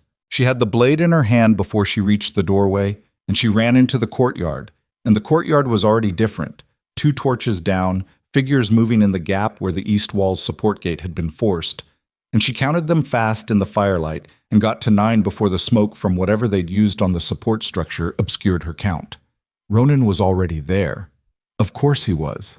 He looked at her across the courtyard with the controlled focus of a man in the middle of exactly the scenario he had been maintaining the capacity for since the moment she walked in. And in his face was the confirmation of the thing they had both known was a possibility, but had hoped to have 7 more days to prepare for. She had not had 7 days. She had right now. And right now was the moment she understood, with the cold, clean clarity of someone who has just had every remaining option removed except one, that the woman she had been in Ashenvale, careful, patient, working within the architecture of someone else's kingdom, making herself indispensable in the hope that indispensable was enough, was not the woman who was going to survive the next 10 minutes. The woman who was going to survive the next 10 minutes had not existed yet. She was about to build her. She moved before the thought was complete. That was the thing about surviving something. The real thing. Not the managed version, not the crisis you saw coming with enough time to prepare a response, but the kind that arrives through the wall you marked yourself as compromised 3 weeks ago and never quite fixed. The body made its own decisions. 6 years of border drills and training yard hours, and the 2 actual engagements she had survived before this one had deposited something in her nervous system that operated below the level of conscious instruction. And what it deposited was this: move first, understand later. She moved toward the breach, not away from it. 2 of Ronan's fighters were already engaging the first figures through the gap, working in the tight, efficient style of people who had been training together for years in close quarters, and she came in on the left flank of the second attacker before he had registered she was there, and put him down with the flat efficiency of someone who had stopped performing competence and simply was it. And the shock of the impact ran up her wrist into her shoulder, and she was already moving to the next position before she felt it. There were 9. She had counted 9 before the smoke cut her line of sight. She revised upward. 11. Ronan was at the center of the courtyard with 2 of the attackers committed to him, and she watched him for the single second she had to spare and understood immediately what she was looking at, which was a man who fought the way he did everything else, without waste, without the performance of aggression, with the complete settled certainty of something that has decided the outcome and is simply executing the decision. He was not trying to survive the fight. He had already survived it in his own assessment and was now finishing it, and the 2 attackers pressing him could feel the difference, and it was costing them. She did not have time to watch further. The smoke was thicker now at the east wall, and through it came 2 more figures, and these 2 moved differently from the first wave.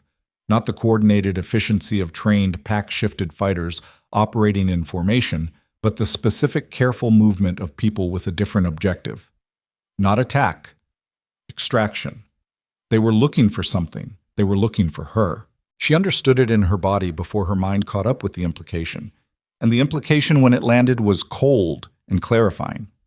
This was not an assault on the compound.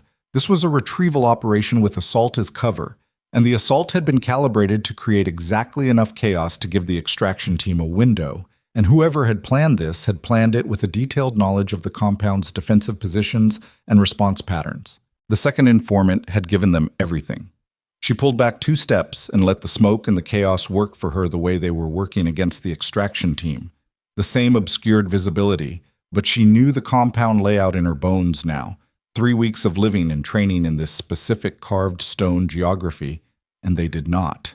The first extraction figure came through the smoke 4 feet to her left. She was already moving. She took him by the arm before he could reorient, used his own momentum and the uneven footing of the courtyard's stone surface, and put him down hard. He hit the ground and tried to come back up, and she stepped on the wrist of his weapon hand with her full weight and said nothing, just held it and looked at his face. He was young, 25 at most. Western pack, by the bone structure, by the specific way he had been trained to fall and recover. She had probably seen him before. She might have eaten dinner near him at the midwinter gatherings. His face in the torchlight was locked down with the deliberate composure of someone following orders he had decided to follow and was now discovering the cost of the decision. "Where is the command position?" she said. He said nothing. She increased the pressure on his wrist by a precise increment, not enough to break, enough to make the threshold visible. "I'm not angry," she said, and she meant it, and he could hear that she meant it, which was more effective than anger. "I know you're doing your job. I'm asking you to help me minimize the number of people who get hurt in the next 10 minutes. Where is the command position?" His jaw worked. He made the calculation that people make when the cost of the information has become less than the cost of withholding it. "South Ridge," he said, "above the tree line." She lifted her foot from his wrist, not all the way, just enough to confirm the exchange was fair. "How many?" "4 plus the coordinator." "Western or Southern?" His eyes shifted, just slightly, just for a fraction of a second. "Southern," she said. Not a question anymore. She stepped back and let him breathe and turned toward the south wall. Ronan appeared at her left shoulder. She did not know how he had cleared the 2 fighters he had been working with, but he was there, and he was present in exactly the way he was always present, completely, with no energy spent on anything that wasn't the current moment. "South Ridge," she said. "Command position, 4 plus a coordinator. Southern." "Not Western," he said. Not Western," she confirmed. "This isn't Kyle."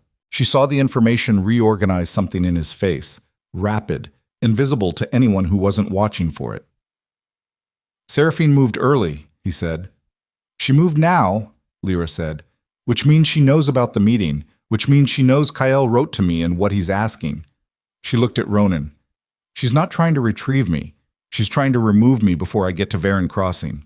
The fight in the courtyard had shifted. Ronan's people had the numbers now.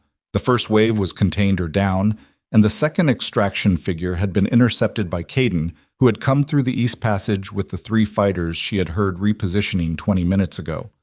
The smoke was thinning. The courtyard was reasserting its geography. "Give me 4 people," she said. Ronan looked at her. "The South Ridge command position," she said. "If we take the coordinator, we take the information she has about what was compromised here, and we take the evidence of who authorized the operation. That's the piece we need before Varen Crossing. If she's moved this fast, she's accelerating, and Kyle doesn't know how far along she is." "You're not going to the South Ridge," Ronan said. The way he said it was not a command and not a request. It was the statement of a conclusion he had already reached and had no intention of revising. She looked at him, and she looked at the expression on his face, and she understood that she was going to have to decide right now what kind of conversation they were having. Because there were 2 versions available, and one of them cost time she did not have. "Ronan," she said. "I'm going to the South Ridge," he said. "You're going to find the second informant." She stopped. He held her gaze. Someone in this compound gave them the east wall approach and the defensive response patterns and the exact timing of the watch change. That person is still here, and they know everything we've been building, and when this extraction team reports back without you, Seraphine is going to want to know immediately what her inside contact can still deliver. His voice was level and unhurried and absolutely certain. "You know this compound. You know these people. You're better at that work than I am." A beat. "And I'm better at the South Ridge than you are." She wanted to argue it. She examined the argument she had available and found it was made of something other than tactical logic. "Fine," she said. "Stay inside the walls," he said. She almost said something to that. She looked at him once, fully, in the firelit courtyard with the smoke thinning and the sounds of the contained fight in the East Passage and the mountain cold pressing in through the breach in the wall. And she looked at the set of his face and the quality of his attention and the thing that was there that she had been filing away for 3 weeks. And she said nothing, because there was nothing to say that would mean more than what was already there. He moved toward the south wall. She turned toward the main hall. The second informant, someone who had access to the east wall approach, to the defensive patterns, to the watch timing. Someone Pell was not, which meant someone senior enough to have that access legitimately, which narrowed it significantly. She ran the list in her head as she moved through the main hall, and she ran it with the specific cold methodology of someone who had spent years in a court learning to read the difference between loyalty and performance of loyalty. There were 4 people with full compound access who had not been in the courtyard during the breach. Logistics was operational necessity. 2 of them she had watched work for 3 weeks and had assessed with the same attention she had given everything else, and they read clean to her. Not infallible, but clean. The third was a senior scout whose absence she now registered with the specific awareness of something that had been present and wasn't. The fourth was the woman with the close-cropped gray hair, the one she had seen on her first night, speaking in low, rapid sentences to the three fighters near the eastern approach. The one whose name she had learned was Sarah, a coincidence of naming that she had noted and filed as probably meaningless and was now revisiting. 30 years in Northern Territory, Caden had told her, knew the compound like her own skeleton, knew exactly which information would be valuable to someone planning an east wall entry. Lyra found her in the store's corridor, moving with the purposeful calm of someone who was not fleeing and not frozen, but was navigating toward something, and she was holding a document satchel that she had not been holding an hour ago. Lyra stepped into the corridor. The woman, Sarah, stopped. They looked at each other. "Put it down," Lyra said. Sarah's face did not break. It was the face of someone who had been doing something difficult for a long time and had made a kind of peace with the difficulty that looked, from the outside, like the absence of conflict. It was a face Lyra recognized, not the specific person, but the specific kind of peace. And what she recognized it as was the face of someone who had been carrying something alone that had become too heavy. "Put it down," she said again, quieter. Sarah set the satchel on the floor of the corridor. "Who?" Lyra said. Sarah looked at her. Her jaw worked slightly. The calculation was there, and then it wasn't. "My daughter," she said. "They have my daughter. She was traveling through the Southern Territories 8 months ago, and they have had her since." Her voice was completely level in a way that took significant machinery to achieve. "I didn't have a choice," Lyra breathed. The thing about being cornered, the thing she had been learning for the past 4 weeks in graduated degrees, was that corners were instructive. A cornered person showed you what they were made of, not the surface material but the structural thing underneath, the thing that had been there all along doing the load-bearing work. Sarah was made of the specific material of someone who had been protecting something at enormous personal cost for a very long time, and the cost of it was visible in every line of her face. "What's in the satchel?" Lyra said. "The full territorial analysis, the pattern documentation." A pause. "The letter." Kael's letter. Lyra picked up the satchel. She looked inside and confirmed and looked back at Sarah. "Where is your daughter?" she said.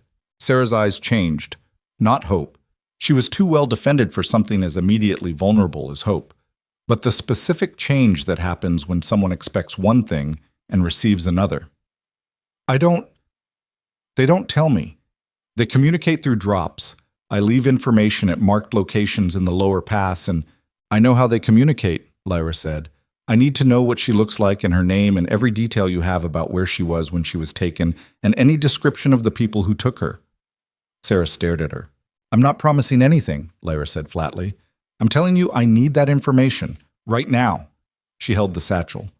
"And I need you to understand that whatever comes next, Ronan is going to know what happened here tonight, and you are going to have to account for it. I can't change that.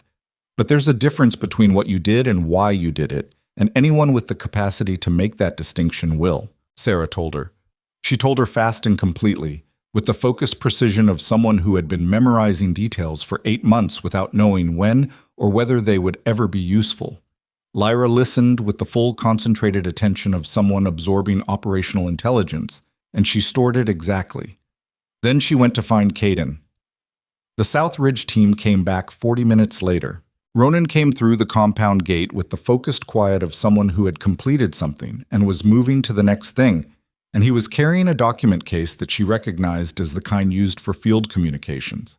And he had a cut along his left forearm that had been wrapped with the practical efficiency of someone who had dealt with it himself between there and here, and he looked at her face when he came through the gate and read it accurately and completely. "You found the second informant," he said. "Yes." She told him quickly, Sarah, the daughter, the 8 months, the drop system. She watched him receive it with the same recalibrating process she had come to recognize, the internal accounting that never showed as performance. "Where is she now?" he said. "In the main hall. Caden has her."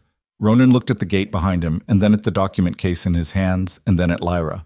"The coordinator on the South Ridge," he said. "Southern Alliance mid-level, which means she's not senior enough to have authorized this independently. She had instructions. He held up the document case. And she had records. Lyra looked at the case. How current, she said. Current enough, he said. Current enough that Seraphine is going to know this operation failed inside of 2 hours. Her timeline is going to compress further. He looked at the case. Current enough that we know what the next move is. She looked at him. Baron Crossing, she said. She's going to move on Kyle before he leaves for the meeting, Ronan said. She knows he wrote to you. She knows what he's asking. If he gets to that meeting and you get the information he has, she loses the internal architecture before she's finished building it. He held her gaze. She can't allow the meeting to happen. The cold clarity of it settled over Lyra like something physical. She's going to move on the Alpha King, she said. Not surprise.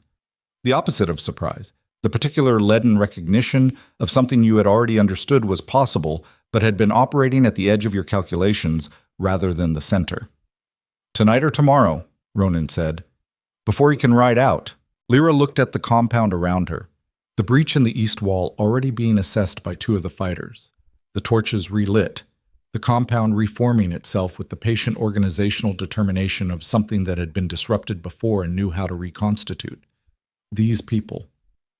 40 people in carved stone in the side of a mountain who had been living the honest difficulty of survival without pretense, who had taken her in because their protocols said they had to, and their leader had decided she was worth the cost. She had brought this to them. Not intentionally, not through carelessness, but she had brought it. She looked at Ronan. He was already looking at her. We're not waiting 7 days, she said. No, he said. If we ride tonight, we can reach the midpoint of the Varan approach by morning.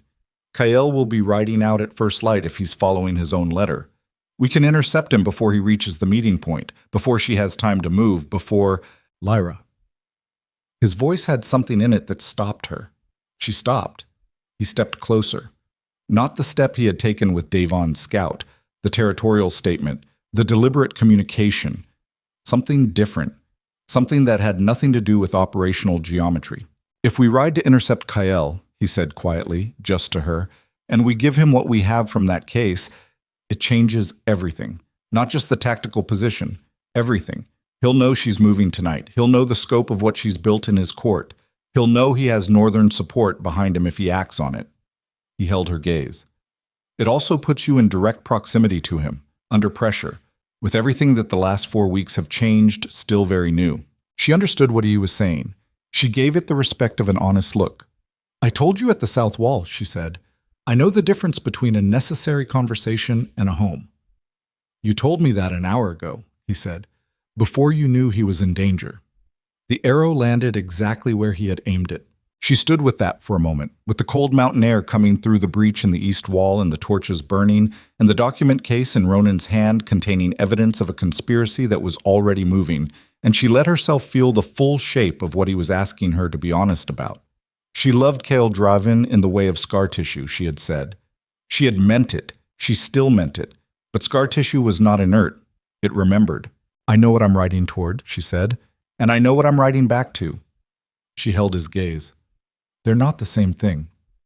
Something in his face, that quality she had been watching for weeks, that thing that lived behind the complete settled attention. Then let's ride, he said. They were through this gate in 20 minutes, 6 riders, including herself and Ronan, with Caden behind them securing the compound and the document case secured to her body and the blade that had been her mother's at her hip. And the northern night was brutally cold and completely clear. The stars, the specific hard, bright stars that only appeared at altitude when the temperature was deep enough that even the air was doing its job without pretense. She rode hard. She rode with the awareness of every mile between her and Kael Draven getting shorter, and behind that awareness, the larger one, the shape of what was converging, the thread she had been following for 4 weeks, pulling together toward a single point in time and geography, the meeting that was supposed to happen in 7 days, happening instead in the urgent, unrehearsed dark of tonight. All the careful planning compressed into whatever she and Ronan and 6 riders and 1 document case could accomplish against a woman who had been playing this particular game longer than any of them. It was not enough. She knew it might not be enough. She also knew that the woman who had stood in the Hall of Vows and let herself be dissolved with dignity and walked north because dignity was the only thing left. That woman had been operating on the assumption that enough preparation and enough patience would eventually produce a safe approach. There was no safe approach. There had never been a safe approach. The woman she was building in the courtyard of the northern outpost with the east wall breached and the smoke thinning and everything she had been protecting already compromised. That woman understood that the only thing between what was and what needed to be was the willingness to ride toward it anyway. She crested the first ridge at full speed with Ronan a length to her right and the mountain wind in her face, and below her in the dark valley she could see the lights of the first Varan way station burning steady and orange against the black, and she held on to the reins and rode. And then, from the south, came the sound. Not wolves, not pack shifted. The specific organized percussion of a full-mounted company moving fast through terrain they had already scouted, moving with the coordinated certainty of people who had been given a target and a timeline, and the timeline was now. She pulled her horse to a stop on the ridge. Ronan pulled up beside her. They looked south together and they saw the torches, not 4, not 8, not the contained retrieval force she had expected. 30 torches at minimum, moving in tactical formation up the Varan approach road, and at the center of that formation she could see, even at this distance, even in the dark, the silver-threaded banner of the Western Pack's Alpha mounted guard. Kyle had already ridden out, and Seraphine's people were between him and the meeting point, and between him and any help, and between him and anything except the 30 torchlit certainty of a woman who had decided the window was closing and had moved everything she had to close it first. Lyra looked at Ronan. Ronan looked at Lyra. The ridge was cold and silent beneath a sky full of hard, bright stars, and below them the torches moved, and there was no version of the next 10 minutes that did not cost something irreversible, and she knew it, and he knew it, and the only question left, the question that everything she had survived and everything she had built and everything she was still becoming had been building toward, was what she was willing to pay. She looked at the torches for exactly 3 seconds. 3 seconds was what she allowed herself. The measured breath of someone taking the full dimensions of a thing before deciding what to do with it. 30 torches, mounted formation, tactical spread across the Varan approach road, moving at the pace of people who believed they had time because they believed they were unobserved.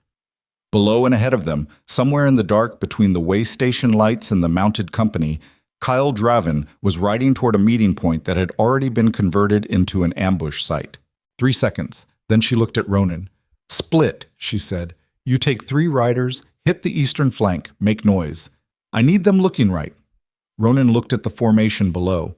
She could see him running the same numbers she had run, arriving at the same answers, the same uncomfortable arithmetic of 6 against 30, and what 6 could realistically accomplish against those odds, and whether the answer was enough. "You're going for Kyle," he said. "I'm going through the left approach. The road bends at the Varan Creek crossing.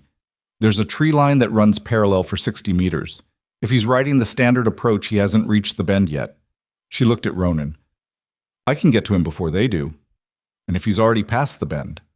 "Then I'll know that when I get there," she said. "Make noise." He held her gaze for one moment. In that moment was everything that did not have time to be said, every version of the conversation they were not having, every weight and complication and thing that was still new and unmapped between them, and what he did with all of it was look at her with the complete settled certainty of someone who has made their assessment and trusts it. "Don't get killed," he said. "Working on it," she said, and she rode. The left approach dropped steeply off the ridge and she rode it faster than was smart, trusting the horse's footing on terrain it couldn't fully see because the alternative was slower and slower meant late, and late meant she was riding toward a body instead of a man. The cold hit her differently at speed, not the patient ambient cold of the compound's mountain nights, but the aggressive cold of wind created by motion, stripping the warmth from her face and hands in a way that was clarifying rather than comfortable, that said with complete physical honesty, "You are moving fast through a dark you don't fully control." She had spent 6 years inside a structure that someone else built and maintained. She understood now, with the cold in her face and the dark ahead and her mother's blade at her hip and no title and no court and no borrowed authority to stand in for her own. She understood now that control was always the wrong thing to want. Control was static. Control was the thing you built walls to maintain, and walls needed informants, and walls needed constant repair, and walls eventually got breached at the approach you marked yourself as compromised and never quite fixed. What you wanted instead was the capacity to move through what you couldn't control, to read it, to use its energy instead of spending your own trying to stop it. She had been building that capacity for 4 weeks in a carved stone outpost at the edge of the world, without knowing that was what she was building. She reached the tree line at the Varan Creek crossing with the sound of Ronan's diversion just beginning to register from the eastern flank. Controlled chaos, the specific noise of a small force making itself sound like a larger one, and she heard the mounted company's formation shift in response, the change in hoofbeat patterns as attention and direction realigned. She pushed into the tree line and stopped, listened. A single rider moving at pace, coming up the approach road from the south. Not the careful tactical pace of a trained escort, the direct committed pace of a man who had decided something and was riding toward the consequences of the decision. She knew the sound of that pace. She had heard it in training yards and border emergencies, and once, 3 years ago, when word came that the Eastern Ridge settlements were burning and Kyle had ridden out before the council had finished briefing him, because he had decided that moving immediately mattered more than moving with complete information. She rode out of the tree line directly into the road. The horse in front of her reared. The rider controlled it with the automatic competence of someone who had been riding since childhood, pulling the animal back to all 4 feet, and then went very still. Cale Draven looked at her across 12 feet of dark road in the Varan Valley. He looked like the letter had sounded. Not the assembled Alpha King of the council hall, not the managed public figure who had delivered the dissolution announcement in the measured voice of policy. Someone older than that, someone who had been through the specific education of discovering that the thing you were certain about was wrong, and had not yet decided what certainty looked like on the other side of that discovery. The shadows under his eyes were deeper than they had been. His jaw had the set of a man who had been clenching it for weeks. He looked at her the way she had needed him to look at her in the Hall of Vows, which was without any calculation at all. "Lyra," he said. "You're riding into an ambush," she said. 30 mounted Southern Alliance Command already on the Varan approach road. They're not there to negotiate. He absorbed it, fast. She had always respected that about him, the speed of his operational uptake when the information was clear. "Seraphine," he said. "Her people," Lyra said. She authorized it. "We have the documentation." She held his gaze. "Ronan's people are running a diversion on the eastern flank right now. It won't hold long. We need to move." Cale looked at her for a moment, not processing the tactical information. He had already processed it.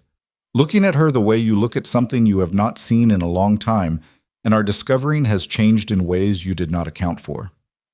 "You came," he said. "I came because the people who will be hurt by this aren't the people who deserve to be," she said. "That's what you wrote to me.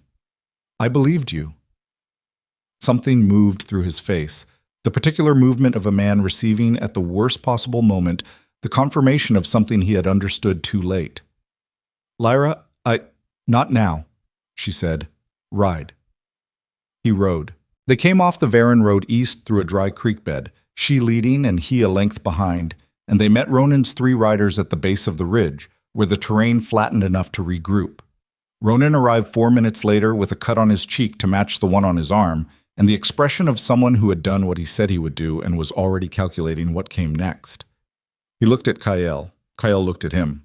Whatever Kyle had been expecting a Northern Alpha to look like in this context, the rescuer, the rival, some configuration of male authority to position himself against, the expression on his face when he looked at Ronan was something more complicated than any of those.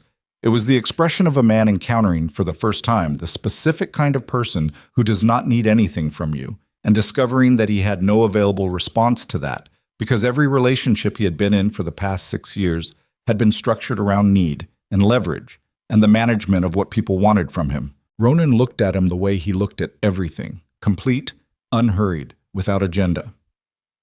"You have people still loyal inside Ashenvale," Ronan said. Not a question. "Yes," Kael said. "How many can move tonight?" Kael ran the count in his head. She could see him doing it, the same rapid internal accounting she had learned to recognize. 6 pack captains, maybe 8. Rowan has been building something quietly for 3 weeks. I didn't know the shape of it until... He stopped. Until I read his last message. "What shape is it?" Ronan said. "Enough to move on her position in the keep, if they have authorization and cover," Kyle said. "They've been waiting for me to give the word. He looked at Ronan. I didn't want to give it without knowing what I was starting. You know now, Ronan said. He looked at Lyra. She opened the document case. She handed the relevant pages to Kael.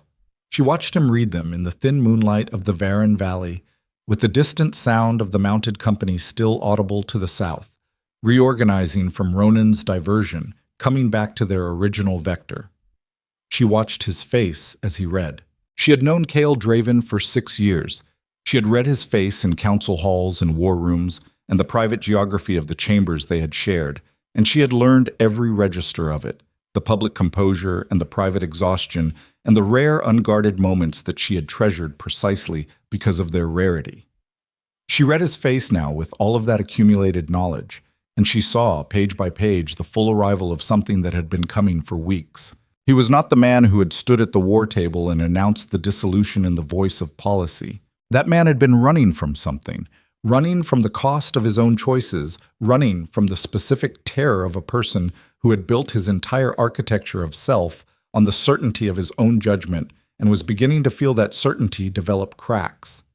He had run from it by moving towards Seraphine, by constructing an explanation in which passion and political alliance looked like wisdom, by performing the dissolution as a decision rather than a disintegration. The man reading the document pages in the moonlight was not running. He was standing completely still in the wreckage of everything he had constructed, looking at it clearly, and the stillness was not peace. It was the specific stillness of someone who has stopped spending energy on the construction and is finally, at full cost, just seeing. He lowered the pages. I let her do this, he said. Not to Lyra, not to Ronan, to himself. The statement of a man taking an accurate inventory. Yes, Lyra said, because he deserved the honest answer more than he deserved the cushioned one. He looked at her. I let her do all of it, the council, Rowan, the access restructuring. His voice was level and stripped of everything that wasn't true. I let her do it because stopping her would have required me to admit that I had been wrong about what she was. And I couldn't do that because being wrong about her meant being wrong about everything I told myself when I... He stopped. When you dissolved the bond, she said. Yes. The night was quiet around them. The 6 riders had given them this circle of cold and moonlight and the sound of water in the creek bed and the distant reorganizing company. And she stood in it with the blade at her hip and the document case in her hands, and 6 years of complicated truth between herself and this man who was finally, too late, and at enormous cost, just seeing. She thought about what she had built in 4 weeks. The maps and the pattern documentation, and the inventory and the letters to the pack captains, and the North Ridge and the document case and everything that had come from deciding, somewhere in the second day of a mountain crossing in midwinter, that the things she knew were hers, and not someone else's to define or discard. She thought about Ronan in the training yard asking what she saw, and she thought about what she had seen, not just the maps, not just the territorial vulnerabilities, but the shape of something possible, the outline of the person she was capable of becoming if she stopped building inside someone else's architecture and started building her own. She looked at Kael. I'm not coming back to Ashenvale, she said. He looked at her. I'm going to help you remove her, and I'm going to help you stabilize the court. And I'm going to do it because the pack deserves a leader who can lead it, and because Rowan has been working 3 weeks towards something that should not be wasted. She held his gaze. And then I'm going back north. That's not a negotiation. I need you to understand it before we do any of the rest of this. Kael was very still. I understand, he said. Do you? Lyra. His voice had the specific quality of a man choosing honesty over comfort for possibly the first time in his life in a conversation that mattered. I understand. I lost the right to ask for different terms the night of the dissolution. He breathed. I know what I did. I'm not asking you to pretend I didn't do it. She looked at him for a long moment.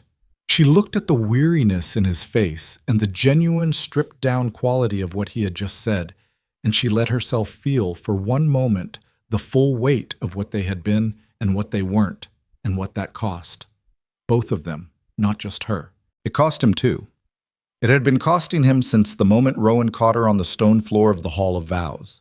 She had not let herself think about that clearly before because it had felt too much like comfort, like an excuse to return to something familiar. She let herself think about it now, because she was not going to return to it, and that meant she could finally see it clearly without it being dangerous. He had loved her, imperfectly, selfishly, with all the magnificent blind spots of a man who had never once been required to develop beyond the edges of his own certainty. He had loved her, and he had broken her, and those two things were both completely true and would always be both completely true. And the scar tissue was real, and the cost was real, and she could carry both of them without either one of them defining where she was going. "Then let's finish it," she said.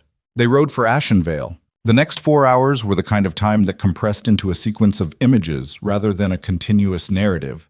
The mountain road, the pre-dawn dark, Cale's message to Rowan sent ahead by the fastest of Ronan's riders, the gradual appearance of the keep's lights against the black, and the moment when the eastern gate opened from the inside to let them through because Rowan had done exactly what Kael's letter had described, had spent 3 weeks building something quiet and structural inside the compromised court, had been waiting for precisely this authorization. Rowan was standing at the gate. He looked at Lyra. He looked at her for a long moment, with the iron-gray face of a man who had been carrying something difficult for 6 weeks and was seeing the weight of it redistributed. "You came back," he said. "To finish something," she said, "not to stay." He nodded. The nod of someone who understood the distinction completely. The removal of Seraphine from Ashenvale Keep was not the cinematic clash that the weeks of tension had seemed to be building toward. The most devastating things rarely were. She had spent so long managing the architecture of other people's certainties that she had not adequately accounted for the cost of their doubt, for Kael's creeping unease that had finally reached the surface, for Rowan's 30 years of accumulated loyalty, for the 6-pack captains who had been waiting for the word that now arrived in the pre-dawn dark, with the Northern Alpha's riders at the gate and the territorial documentation in Lyra's hands. She came out of the inner chambers with the specific composed attention that she brought to everything, and she looked at the assembled council and the pack captains, and Rowan and Kael, and finally at Lyra, and for the first time in the months that Lyra had been watching her face, the composure showed its seams. "Lyra Vale," she said. Her voice was exactly level. The achievement of it, under the circumstances, was remarkable. "Seraphine," Lyra said. She kept her voice the same register she had kept it in the Hall of Vows, the register that was not unkind and not forgiving and was simply accurate. "It's over." Seraphine looked at the documentation. She looked at the riders. She looked at Kael's face, and in Kael's face she saw the thing that had been developing since the dissolution, the full arrival of the man who had stopped choosing the version of events that required less of him, and something in her own face made its final revision. "You have no authority here," she said to Lyra. "You have no title, no pack, no—" "I have the documentation of a conspiracy against the Alpha King of the Western Pack, the testimony of the command coordinator from last night's operation, and the full territorial analysis of your activity across 4 kingdoms." Lyra set the document case on the table between them. "The authority is the evidence." Seraphine looked at the case. She looked at Lyra. She made one final calculation with her amber eyes, the fast, precise calculation of a woman who had been doing this for a very long time, and she arrived at the answer that Lyra had already arrived at 3 hours ago on a ridge above the Varen Valley. There was no move left. The imprisonment was formal and witnessed, and Lyra did not watch it. She stood at the window of the council hall while it happened, looking out at the keep's courtyard in the first gray light of early morning, and she breathed in and out and let the night settle around her into its actual shape.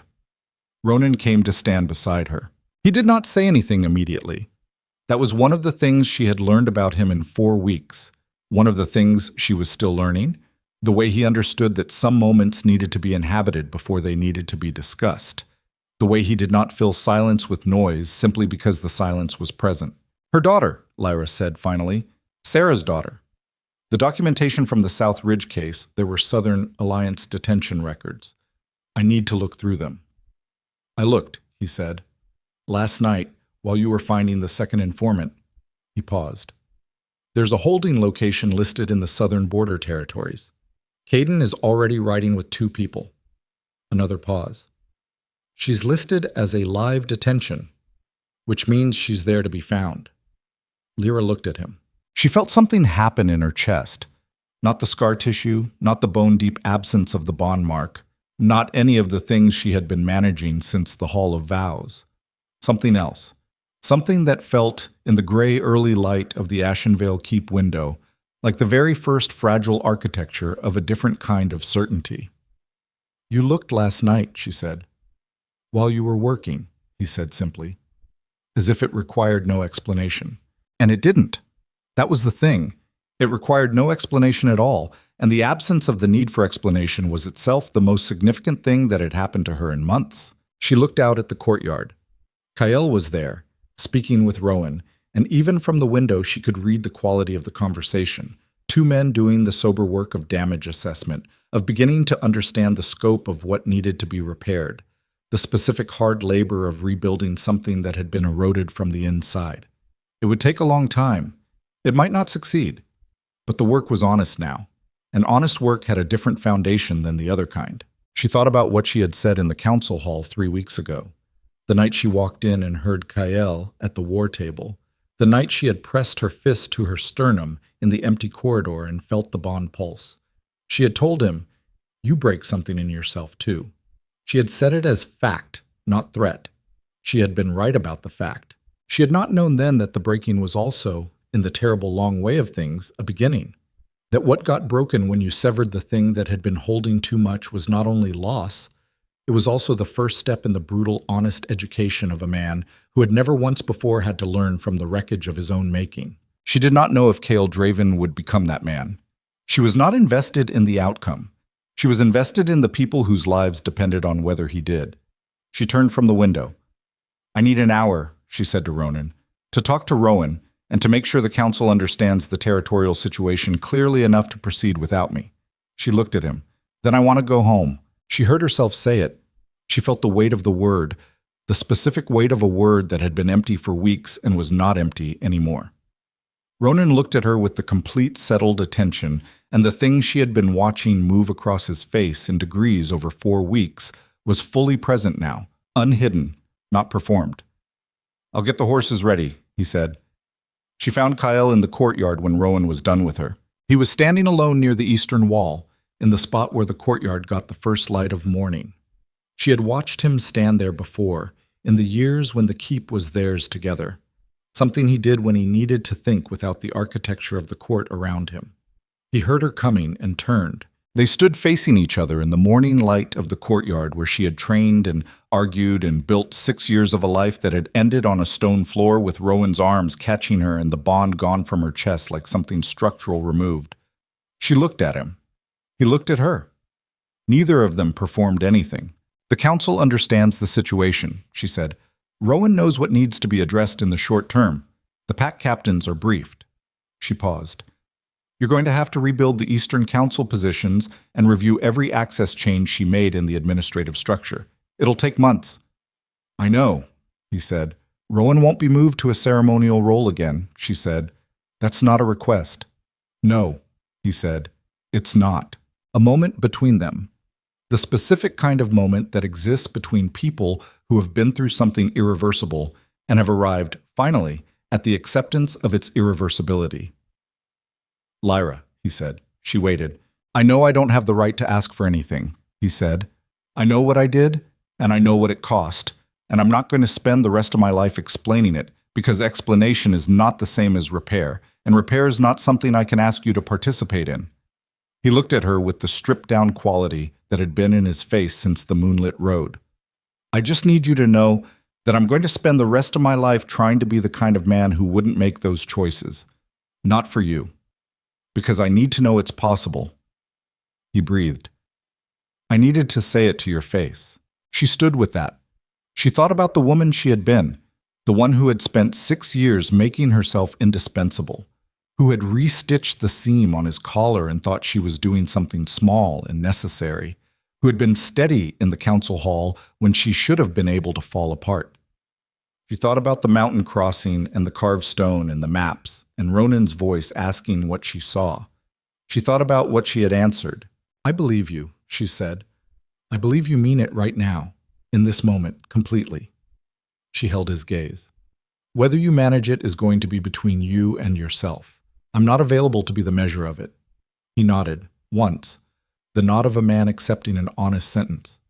"Take care of this pack," she said. "They deserve it." She walked to where Ronan was waiting with the horses. She did not look back. Not because she was punishing him, not because she was performing strength.